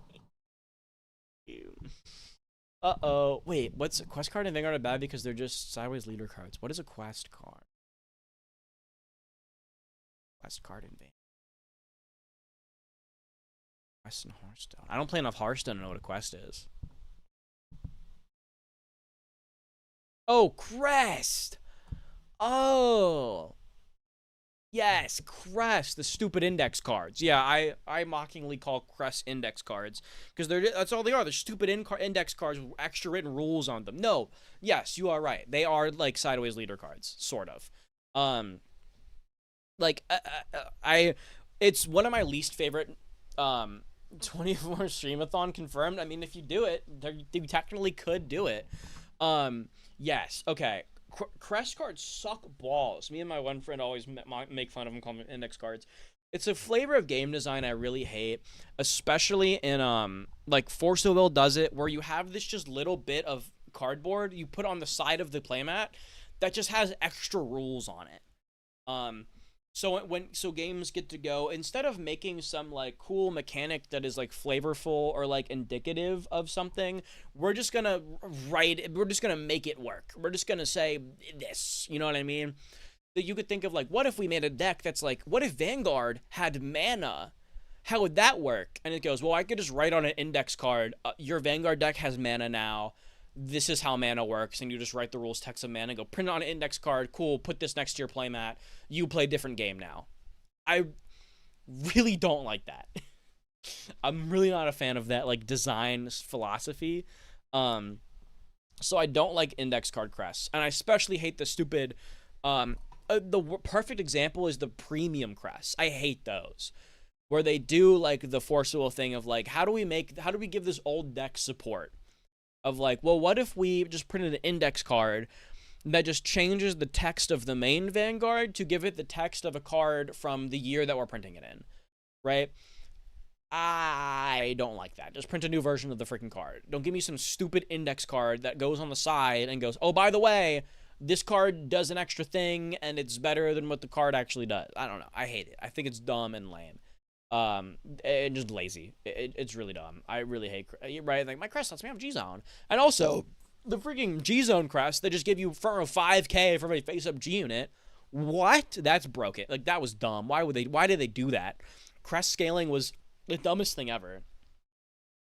But if I did it, we losing their buddy? Yeah, right? But even that, where it's like, all right, we're doing the buddy fight collab. How do we make the game emblematic of buddy fight? Let's just make a crest that turns the game into buddy fight. Like, you just have this big text box that just says, the game is buddy fight now. Like, there's really cool examples of, like, renaming the restand effects to be double attack, right? Giving a unit's buddy soul. But, like, how do we make the game buddy fight? Let's just print this block of text on an index card that just says, hey, by the way, the game is buddy fight now. You have gauge and buddy calling and junk. Like, this sucks. This really sucks. Energy is a mechanic that had a lot of potential Energy is like the potential man of Cardfight Vanguard. Energy had a lot of potential at replacing, like doing really cool things with it, but it ended up just replacing Soul Blast as the free resource, and the most it does for the game is manufacture a hard once per turn effect, right? Anything that has EB3 essentially just says once per turn. In a slightly more fun way, but for the most part, Energy is just a way for them to print once per turn on a card, in all intents and purposes. So I think Energy had a lot of potential. It could have been really cool. I had a lot of cool ideas for what it could be when it first got announced, but in like practice, it just ended up being either the replacement for Soul as the free resource, the not counterblast resource, or is just a fancy way of them saying once per turn. Also, yeah, you don't put it in premium for some reason. Like, whatever, dog, I guess. Then a collab would have a crest riff your deck. You actually win because you're metamorphically leaving the coffin. That is Vanguard. I mean, at that point, they'll print a unit that's just Lab Man. I would love if they printed a unit that's just Lab Man. Don't put that on a freaking quest. I mean, back when original Buddy Fight had a Buddy Fight breaking the rules like a gem clone. No, I like that. Yes, like the Buddy Fight mechanics were cool. Right? If you give me a unit that changes how the game works, that makes sense because that's what unit skills are supposed to do. That's why like every card game has the golden rule of if card text contradicts rules text, card text always takes precedent, right? That's really cool. That's awesome. It's annoying when they just print it on an index card and go, these are the rules now. You play under these rules this time. Like that, I hate that. I think that's so dumb and lame and cringe. Yeah, Energy, a lot of potential, and they just kind of didn't really do anything interesting with it. I think like maybe something interesting they could do if they want to keep it to the once per turn is like every time they print a cycle of broken generics, they should print all of them with EB3 costs. And now what happens is whenever you decide to put generics in your deck, you have to pick and choose which ones you want to play because you cannot facilitate the energy requirements of all of the generics. So you can prevent generic slop decks from becoming a thing by making them all have energy costs, so they cannot synergize with each other. So you have to pick and choose where you want to spend your energy. Instead, what we have is these funky once per turns, and then every time they print a new deck, they have to go, oh yeah, wait, we have to make this deck spend energy somehow. Here, I guess. Here's your corporate mandated EB. Like, that's why in the bingo card, we have corporate mandated EB3, because every deck just needs a way to spend the energy you naturally acquire now. It's really lame. So yeah, not a big fan of energy. It's like the potential man of mechanics. But yeah, you got me with the crest rant. I don't like crests. I think crests and index cards are lazy and bad and dumb. But, oh well, it is what it is. So yeah, chat. That's going to do it for the stream. Thank you guys so much for watching. Be sure to come back. I just don't think Vanguard needed mana. No, for sure. It really didn't. Like, we didn't need energy. We did not need it at all. It's done nothing to change the game. It's just another resource. It's another version of Soul Blast. It straight up, and most of the time, is just, yeah, right? Like, there are a lot of decks where it's like, what do? You just EV7 or draw one. Cool, I guess. Whatever. Like, it's inconsequential and lame. Let's go to the next time again. Perfect. Sounds bueno. But next time we are checking out Bandai's brand new TCG. Hopefully it changes my life forever and gives me a new addiction instead of making me just simply more depressed. But yeah, everybody, thank you guys so much for coming out to the stream. I'm going to head out now and go poop because I got to use the bathroom. And, yeah, I'll catch you guys Thursday. I hope you're excited as I am to be disappointed. Yay, Bandai! But thank you guys for watching. I'm going to go now. Goodbye. Have a good night. Goodbye, guys. Goodbye. I hit transition instead of end stream.